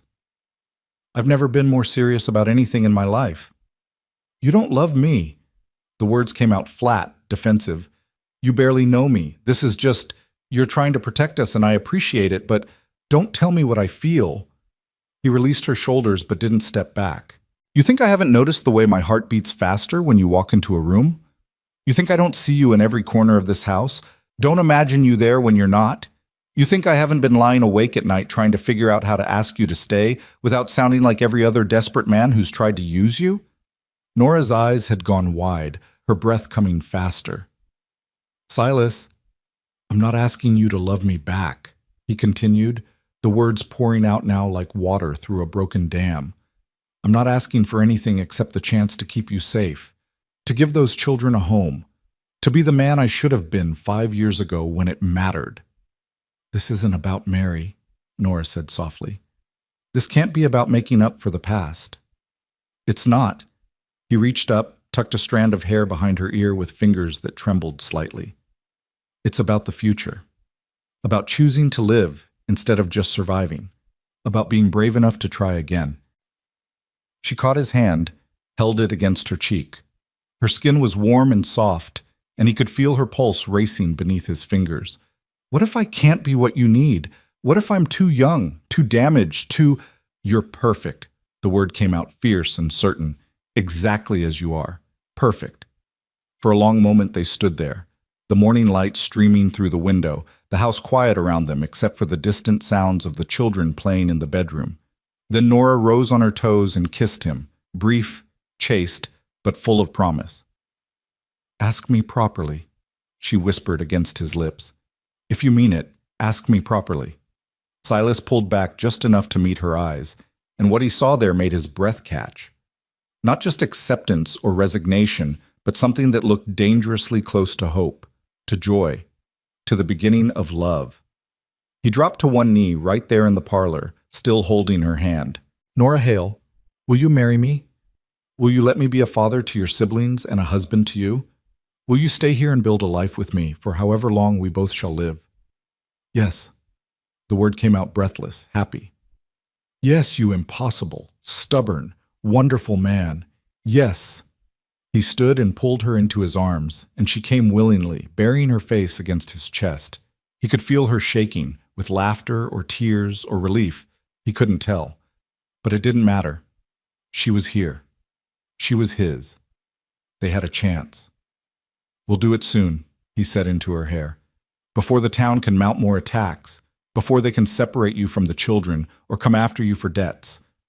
We'll get married and make it legal and permanent, and then let them try to tear us apart. They will try, she warned, pulling back to look at him. The preacher won't want to marry us. The town won't accept it. This won't be easy. Nothing worth having ever is. But he smiled, and it felt strange on his face. He couldn't remember the last time he'd smiled like this, open and genuine. But we'll face it together. That's more than I've had in a long time. The children found them like that, standing together in the parlor, Nora's hand in Silas's. Clara took one look at their faces and squealed with delight. You're getting married. I knew it. Ben, I told you. Ben appeared behind his sister, his expression cautious but hopeful. Does this mean we get to stay? For real? For real, Silas confirmed, and found himself kneeling again so he could look both children in the eyes. If you'll have me, I'm not your father, and I won't try to replace him. But I'd like to be your family. I'd like to be your papa, if you'll let me. Ben launched himself at Silas with enough force to nearly knock him over, small arms wrapping tight around his neck. I'll let you. I want you to be our papa. I want us to stay forever. Clara joined the embrace, and then Nora, until all four of them were tangled together on the parlor floor, laughing and crying and holding on like they'd never let go. And in that moment, Silas felt something he hadn't felt in 5 years. Complete. Whole. Like all the broken pieces of his life had finally found a way to fit back together into something new and beautiful and worth fighting for. But the fight came sooner than any of them expected. 2 days later, on a cold Tuesday morning, Sheriff Dale arrived with Thomas Whitmore and 2 men Silas didn't recognize. They rode up to the house with grim faces and legal papers, and Silas met them on the porch with his rifle cradled in his arms. That's far enough, he called out. State your business. We're here on legal matters, Sheriff Dale said, though he looked uncomfortable. Thomas has papers. I don't care about papers. Silas's voice was flat and hard. You're not taking those children. You're not touching Nora. And if you try, we'll have a problem. Now, Silas, don't do anything foolish, the sheriff said, raising his hands placatingly. Nobody's trying to take anyone. We just need to discuss the matter of debts and proper guardianship. The only guardianship those children need is mine. As of yesterday, I formally filed papers in town. Adoption papers for both Clara and Benjamin Hale. They're my legal responsibility now. This was a lie. He hadn't had time to file anything yet, but it bought him a moment as the men exchanged confused glances. You can't just adopt children, Whitmore sputtered. There are procedures, laws, and I'm following them, which means until those papers are processed, those children are under my protection. You want to challenge that? You take it up with a judge. Silas shifted the rifle slightly, not quite aiming but making his position clear. As for the debt, I'm settling it. Right now. Full amount, whatever you claim she owes. I already told you what would happen if you paid her debts, Whitmore said, his voice taking on a nasty edge. It'll prove she's been living as your mistress, selling herself to you for room and board. She's been living as my fiancé, Silas interrupted coldly. We're getting married this Sunday, so whatever ugly stories you've been spreading, you can take them and choke on them. The sheriff's eyebrows rose. Married? Does Reverend Marcus know about this? Don't need Marcus. Ezekiel's got the authority to perform marriages. He's a registered minister, has been for years. He'll do the ceremony here, on my land, with whoever wants to witness it. This was only partially true. Ezekiel had the legal right but had never exercised it, but Silas was banking on the town not knowing that detail. This is highly irregular, one of the unknown men said. He had the look of a lawyer about him, all sharp eyes and sharper words. A marriage of convenience to avoid legal consequences. Nothing convenient about it, Silas said. I love her. She's agreed to be my wife. The children will be mine legally. That's not convenience, that's family. Now, unless you've got actual legal grounds to be here, I suggest you leave before I decide you're trespassing. The standoff lasted another tense minute before Sheriff Dale sighed and turned his horse. Come on, boys. We'll take this to the territorial judge. Let him sort it out proper. Whitmore looked like he wanted to argue, but the lawyer placed a hand on his arm and shook his head. They rode off, but not before Whitmore called back. This isn't over, Gentry, not by a long shot. Silas watched them disappear down the road before his legs gave out, and he sat heavily on the porch steps, his hands shaking. The rifle fell from his nerveless fingers, and he had to take several deep breaths before the world stopped spinning. The door opened behind him, and Nora sat down beside him, not touching but close enough that he could feel her warmth. That was terrifying, she said quietly. Yeah. Were you really going to shoot them? If they tried to take you, yes. He looked at her, saw his own fear reflected in her eyes. I meant what I said, Nora. All of it. But I should have asked if you minded me telling them we're engaged. Should have given you time to... I don't mind. She took his hand, laced her fingers through his. And I meant what I said too. I'll marry you this Sunday or any day you want. Sunday might be soon, he admitted. I don't even know if Ezekiel can really marry us. I might have just lied through my teeth to the sheriff. Then we'll make it true. She squeezed his hand. We'll ask him today. And if he can't, we'll find someone who can. We'll make this work, Silas, whatever it takes. He pulled her close, tucked her against his side, and together they watched the sun climb higher in the clear winter sky. Somewhere in the distance, they could hear Clara teaching Ben a song their mother had taught them. The sound was pure and sweet, and it carried on the cold air like a promise. That evening, Ezekiel came for dinner and listened quietly as Silas explained what had happened, what he'd claimed, what he needed. You want me to marry you and Miss Nora, Ezekiel said slowly. This Sunday, in front of witnesses. Yes. You know I ain't never performed a marriage before. I got the certificate, sure, but you're legally authorized. That's all that matters. Ezekiel studied them both, his dark eyes seeing too much. This about beating the town? About protecting these children? It's about all of that, Silas admitted. But it's also about... He glanced at Nora, saw her encouraging nod. It's about choosing life. About being brave enough to try again. About finding something worth fighting for. And Miss Nora? You sure about this? Because marriage ain't something you can undo if it don't work out. Once it's done, it's done. I'm sure, Nora said firmly. Silas is... She paused, searching for words. He's the first good thing that's happened to us in a long time. Maybe ever. I trust him. She took a breath. I think I could love him. I think maybe I already do.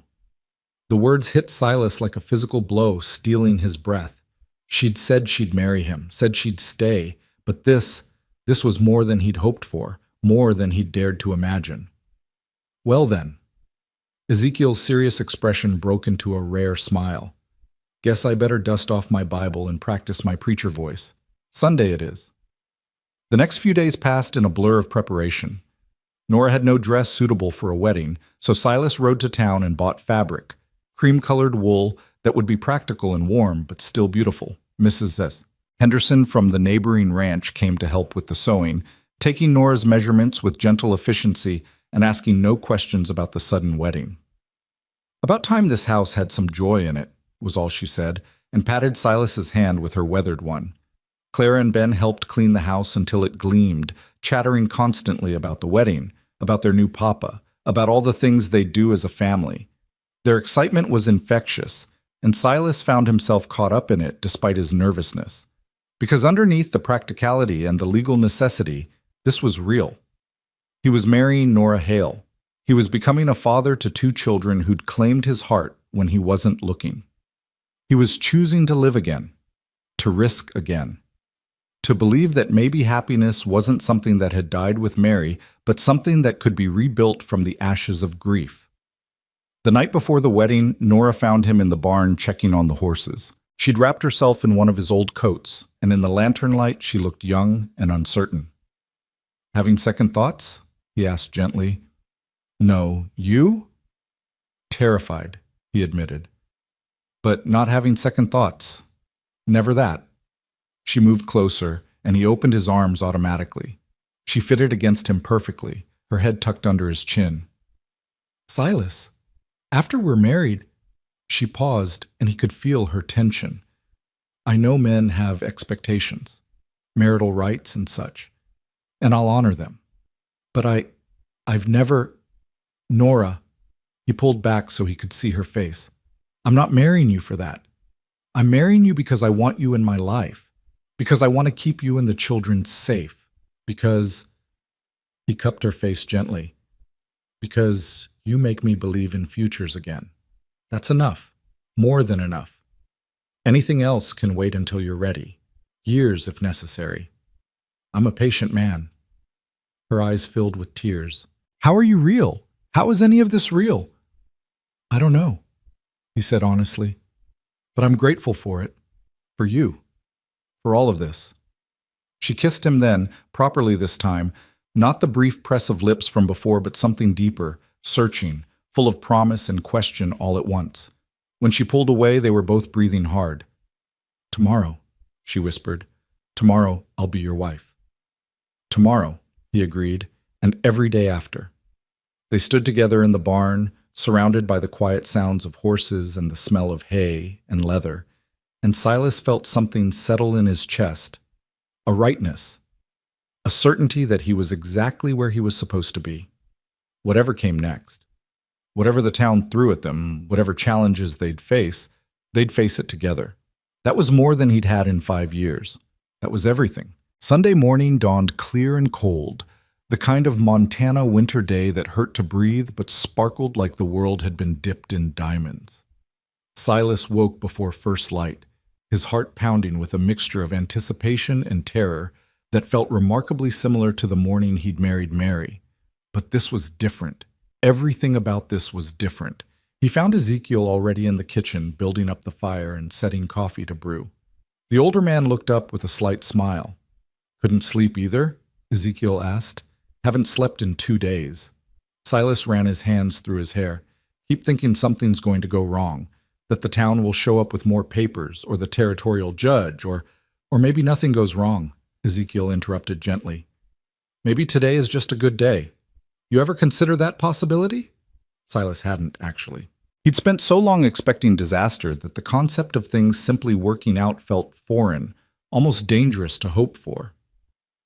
I've been thinking about what to say, Ezekiel continued, pulling out a worn Bible. For the ceremony. Traditional words seem right, but I thought I might add something. About second chances. About how love isn't always lightning strikes and poetry. Sometimes it's just choosing each other every day, especially on the hard days. That sounds good, Silas said roughly. That sounds right. They drank their coffee in companionable silence as the house slowly came alive around them. Clara appeared first, practically vibrating with excitement, her hair already braided with ribbons that Mrs. Henderson must have brought. Ben followed, dressed in clothes Silas had bought him in town, looking older somehow in the clean shirt and proper trousers. Is it time yet? Clara asked for the dozenth time. Can we see Nora? Not yet, Silas told her. Bride's supposed to have time to get ready without everyone watching. That's silly. We've seen her get dressed a million times. Well, today's special. Today she gets privacy. He ruffled her hair, earning a squeal of protest about messing up the ribbons. Mrs. Henderson emerged from the bedroom where she'd been helping Nora, and her eyes were suspiciously bright. She's ready, she announced. And Silas Gentry, if you don't treat that girl like the blessing she is, I'll take a switch to you myself, grown man or not. Yes, ma'am, Silas managed, his throat suddenly tight. The ceremony was to take place in the parlor, in front of the fireplace with its mantel that now held both the toy horse and a small bouquet of dried wildflowers Clara had insisted on arranging. It wasn't grand or fancy, but as people began to arrive, Mrs. Henderson and her husband, a few neighboring ranchers who'd always been decent to Silas, even old Doc Hartwell who'd ridden out despite the cold, the room filled with warmth that had nothing to do with the fire. Noticeably absent were Reverend Marcus, Thomas Whitmore, and anyone else from the town's so-called leadership. Their absence was its own statement, but Silas found he didn't care. The people who mattered were here. The people who understood what family meant, what loyalty meant, what love meant. They'd come to witness and celebrate. When Nora finally appeared in the doorway, Silas forgot how to breathe. Mrs. Henderson had worked magic with the cream wool, fashioning a dress that was simple but elegant, fitted at the bodice and flowing to the floor. Nora had left her hair loose, the way Silas had once mentioned he liked it, and it fell in dark waves past her shoulders. She held a small bouquet of evergreen sprigs, practical, winter-hardy, enduring. Her eyes found his across the room, and the nervous uncertainty in them transformed into something radiant when she saw his expression. She was 17 years old and had lived more hardship than most people experienced in a lifetime. She was fierce and frightened, brave and broken, stubborn and soft all at once, and she was walking toward him with steady steps, her hand light on Ben's arm as the boy proudly escorted his sister down the makeshift aisle. When she reached him, Silas took her hand and found it trembling. He squeezed gently, a silent promise. I've got you. We've got each other. Ezekiel opened his Bible and cleared his throat, and the room fell silent except for the crackle of the fire and Clara's excited breathing. We're gathered here today, Ezekiel began, his deep voice filling the space with unexpected authority, to witness the union of Silas Gentry and Nora Hale. Now, I could stand here and recite all the traditional words about marriage, and I will, because the law requires it, but first I want to say something that matters more. He looked at both of them, his gaze steady and knowing. I've known Silas for 5 years. Watched him bury himself along with his wife and child. Watched him turn this house into a tomb and his heart into stone. I didn't think I'd ever see him live again, truly live, not just exist. But then 3 strangers showed up asking for shelter, and something happened that I can only call a miracle. Nora's eyes were bright with unshed tears. Silas's hand tightened on hers. Marriage isn't just about love, Ezekiel continued, though that helps, and I believe what you two have could grow into something deep and lasting. Marriage is about choosing someone, about saying, I see who you are, the broken parts and the beautiful parts, and I choose to stand beside you anyway. It's about building something together out of whatever materials you've got, even if those materials are just hope and determination and stubborn refusal to give up. He smiled then, warm and genuine. Silas Gentry, you're choosing to be a husband again and a father for the first time. Nora Hale, you're choosing to trust a man when you've had every reason not to trust any man ever again. These children are choosing to open their hearts to new family. That kind of bravery deserves to be witnessed and celebrated. Clara sniffled loudly, and someone passed her a handkerchief. "Now then," Ezekiel said, his tone shifting to something more formal. "Silas Gentry, do you take Nora Hale to be your lawfully wedded wife? Do you promise to honor her, protect her, stand beside her in times of plenty and times of want, in sickness and in health, for as long as you both shall live?" "I do." The words came out strong and certain, and Silas meant them with every fiber of his being. "Nora Hale, do you take Silas Gentry to be your lawfully wedded husband? Do you promise to honor him, stand beside him, build a life with him, in times of plenty and times of want, in sickness and in health, for as long as you both shall live?" Nora's voice wavered only slightly. "I do." "The rings?" There was a moment of panic. They'd been so focused on the legal aspects and the speed of everything that rings hadn't even occurred to Silas. But Ben stepped forward, his small hand outstretched, holding two simple bands that gleamed dully in the firelight. "I made them," the boy announced proudly, "out of copper wire. Papa—" He stopped, his face flushing. "I mean, Silas showed me how to twist them just right so they wouldn't break. They're not fancy, but they're perfect," Nora said, her voice breaking. "Ben, they're absolutely perfect." Silas took the slightly larger band and slipped it onto Nora's finger, his hand surprisingly steady. "With this ring, I thee wed." Nora took the smaller band and placed it on his finger, and the copper was warm from Ben's pocket. "With this ring, I thee wed." "Then by the power vested in me by the Montana Territory," Ezekiel said, "I now pronounce you husband and wife. Silas, you may kiss your bride." Silas cupped Nora's face in his hands, gentle and reverent, and kissed her softly. It was brief and chaste, aware of the watching children and neighbors, but it held a promise of more to come, of years stretching ahead, of choosing each other again and again.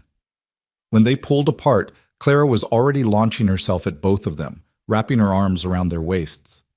Ben joined the embrace more cautiously, and then they were all tangled together, a new family forged from loss and courage, and the simple decision to open a barn door on a snowy night.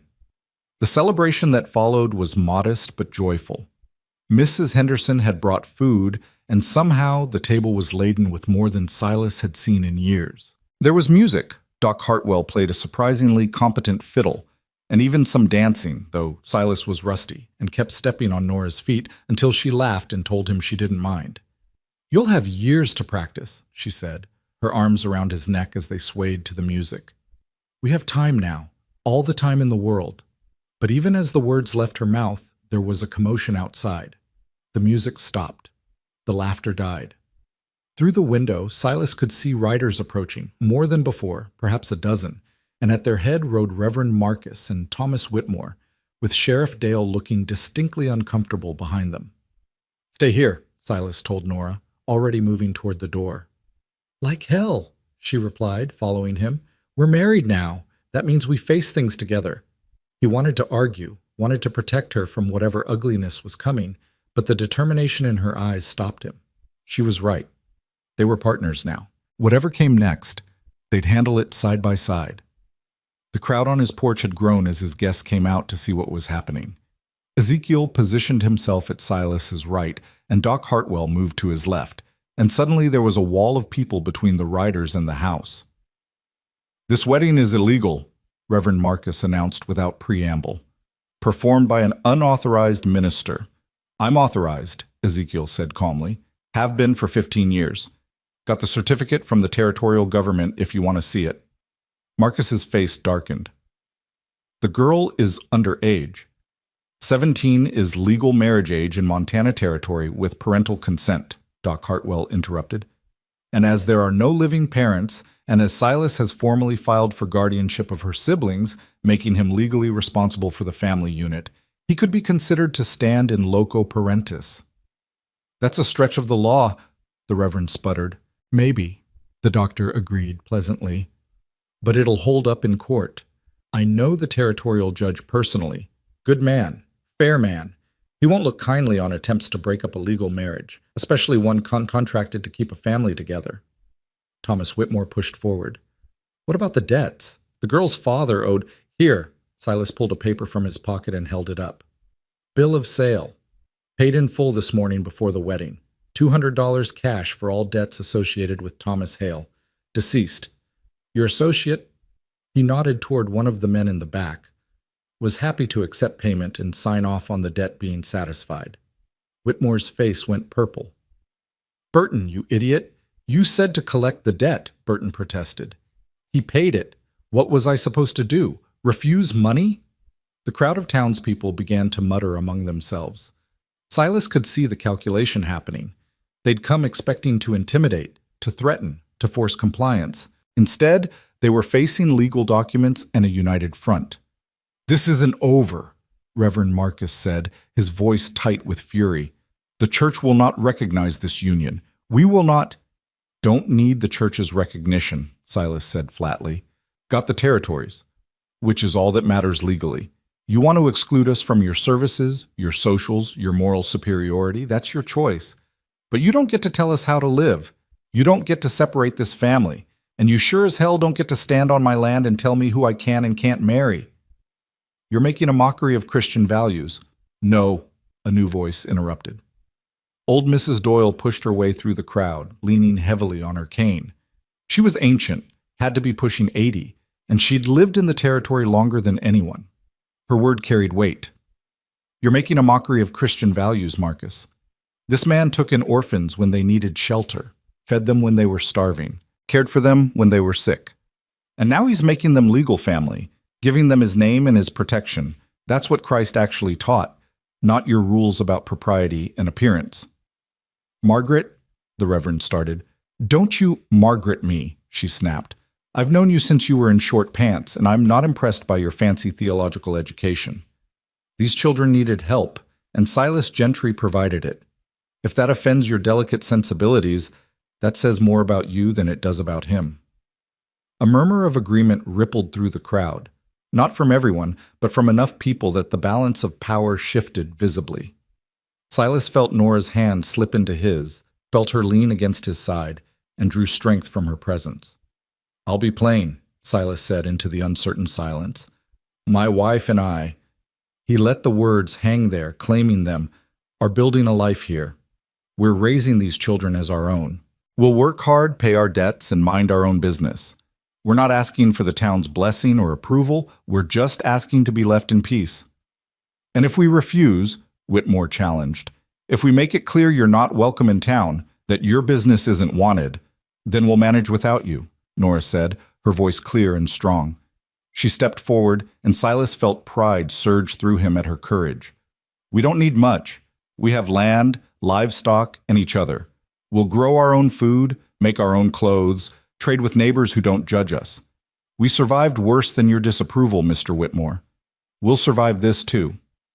Well said, Mrs. Henderson called out. And you can count on us as neighbors. Some of us still remember what community actually means. Amen to that, someone else added, and then several others until nearly half the crowd was nodding agreement, while the other half looked uncertain. Sheriff Dale finally spoke, his voice carrying authority.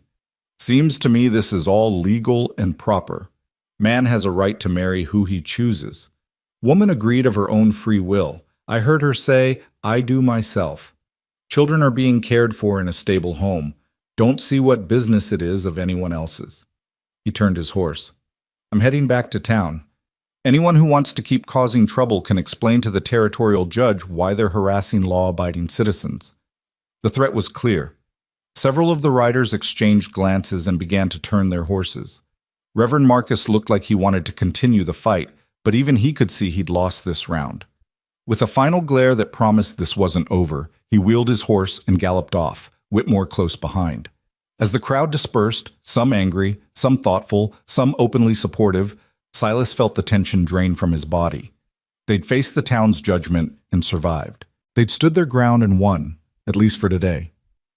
That was terrifying, Nora whispered. That was incredible, he corrected. You were incredible. We were incredible, she amended with a small smile. Together. The guests filtered back inside, the celebration resuming with renewed energy. There was a sense of triumph now, of having weathered a storm and come through stronger. Clara and Ben were passed from person to person, hugged and congratulated, and promised presents that would arrive later.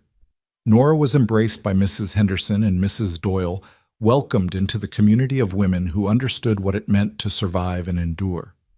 As evening fell and the guests began to depart, each one stopping to shake Silas's hand or kiss Nora's cheek, the house gradually emptied until it was just the four of them again. Family, in every way that mattered.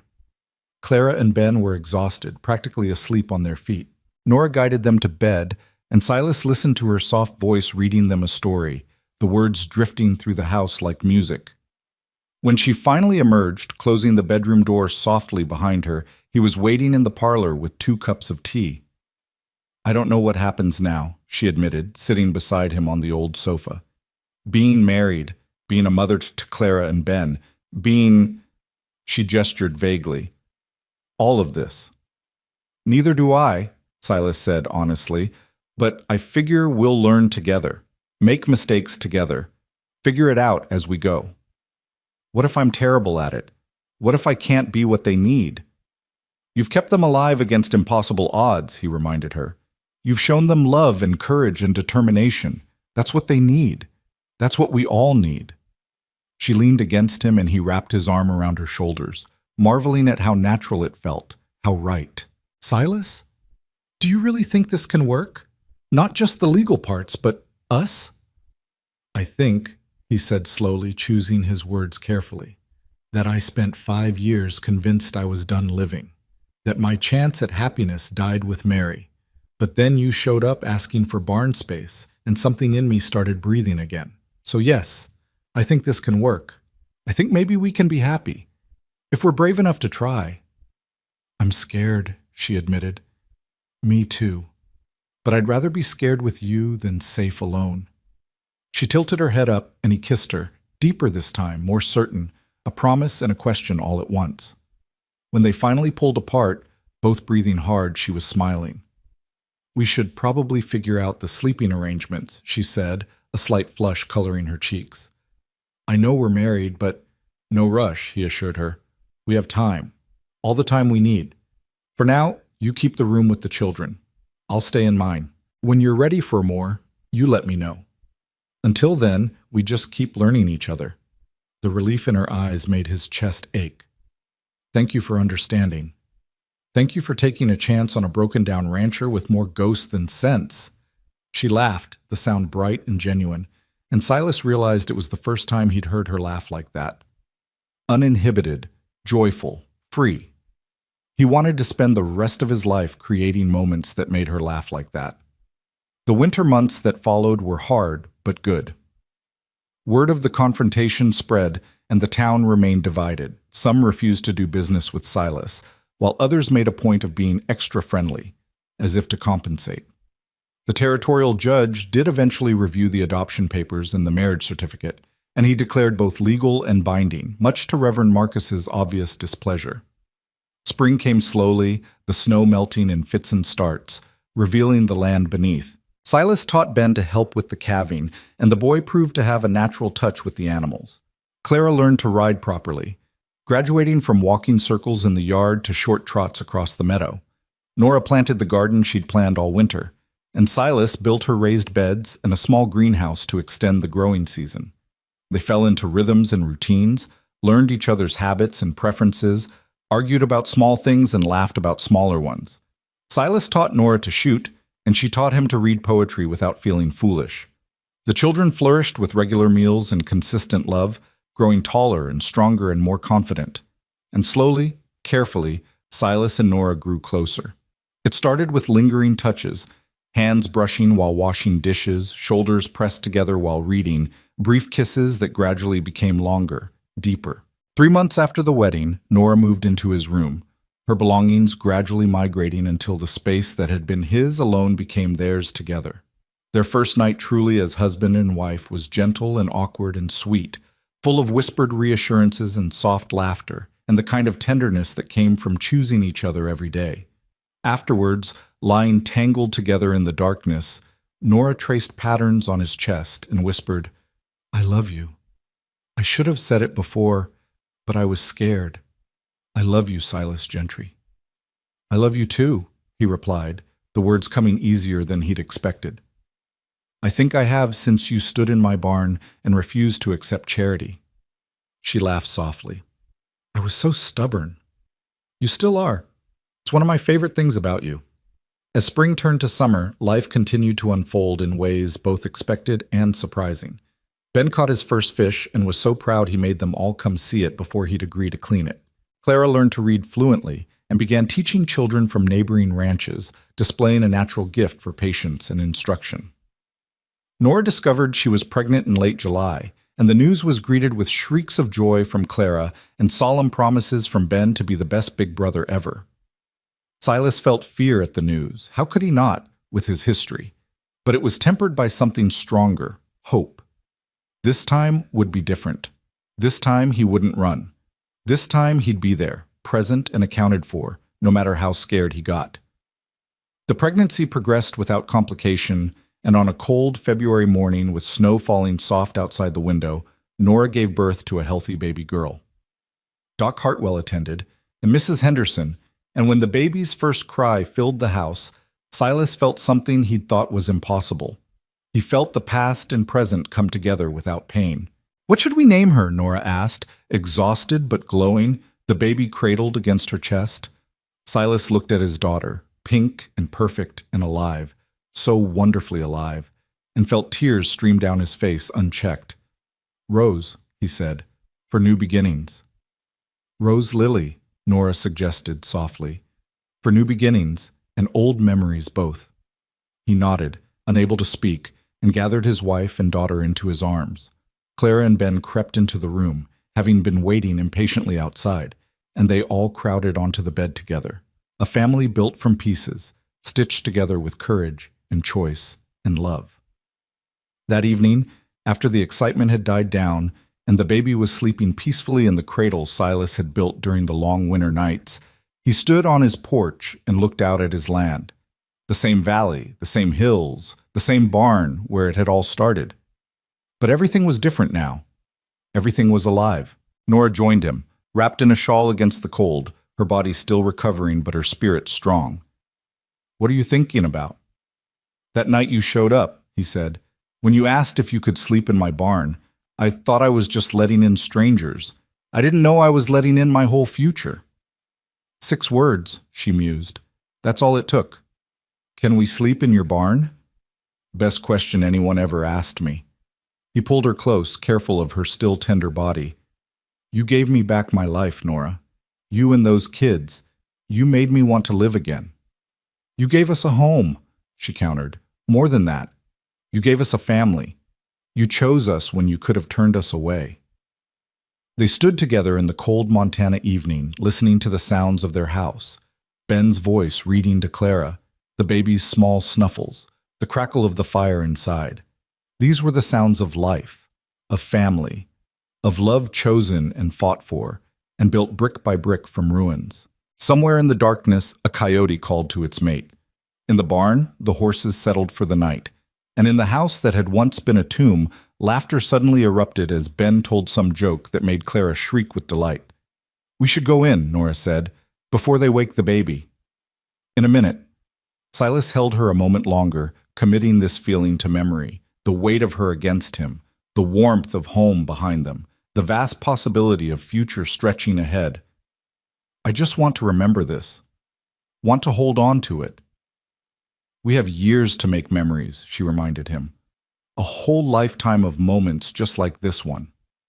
She was right. They did. And as they turned to go inside to their children, their baby, their life, Silas felt something he hadn't felt in longer than he could remember. Complete and utter peace. The kind that came from knowing exactly where you belonged, exactly who you were meant to be with, exactly what you were fighting for. He'd opened his barn door on a snowy night and 3 strangers had walked through, but they hadn't stayed strangers. They'd become family. They'd become everything. And when Silas Gentry finally closed the door behind them, shutting out the cold and sealing in the warmth, he knew with absolute certainty that he would never be alone again. Never be lost again. Never be just surviving again. Because Nora had asked to sleep in his barn, and instead she'd given him back his home, his heart, his life. And that was worth every moment of fear, every second of doubt, every risk he'd taken to choose love over safety and family over solitude. That was worth everything.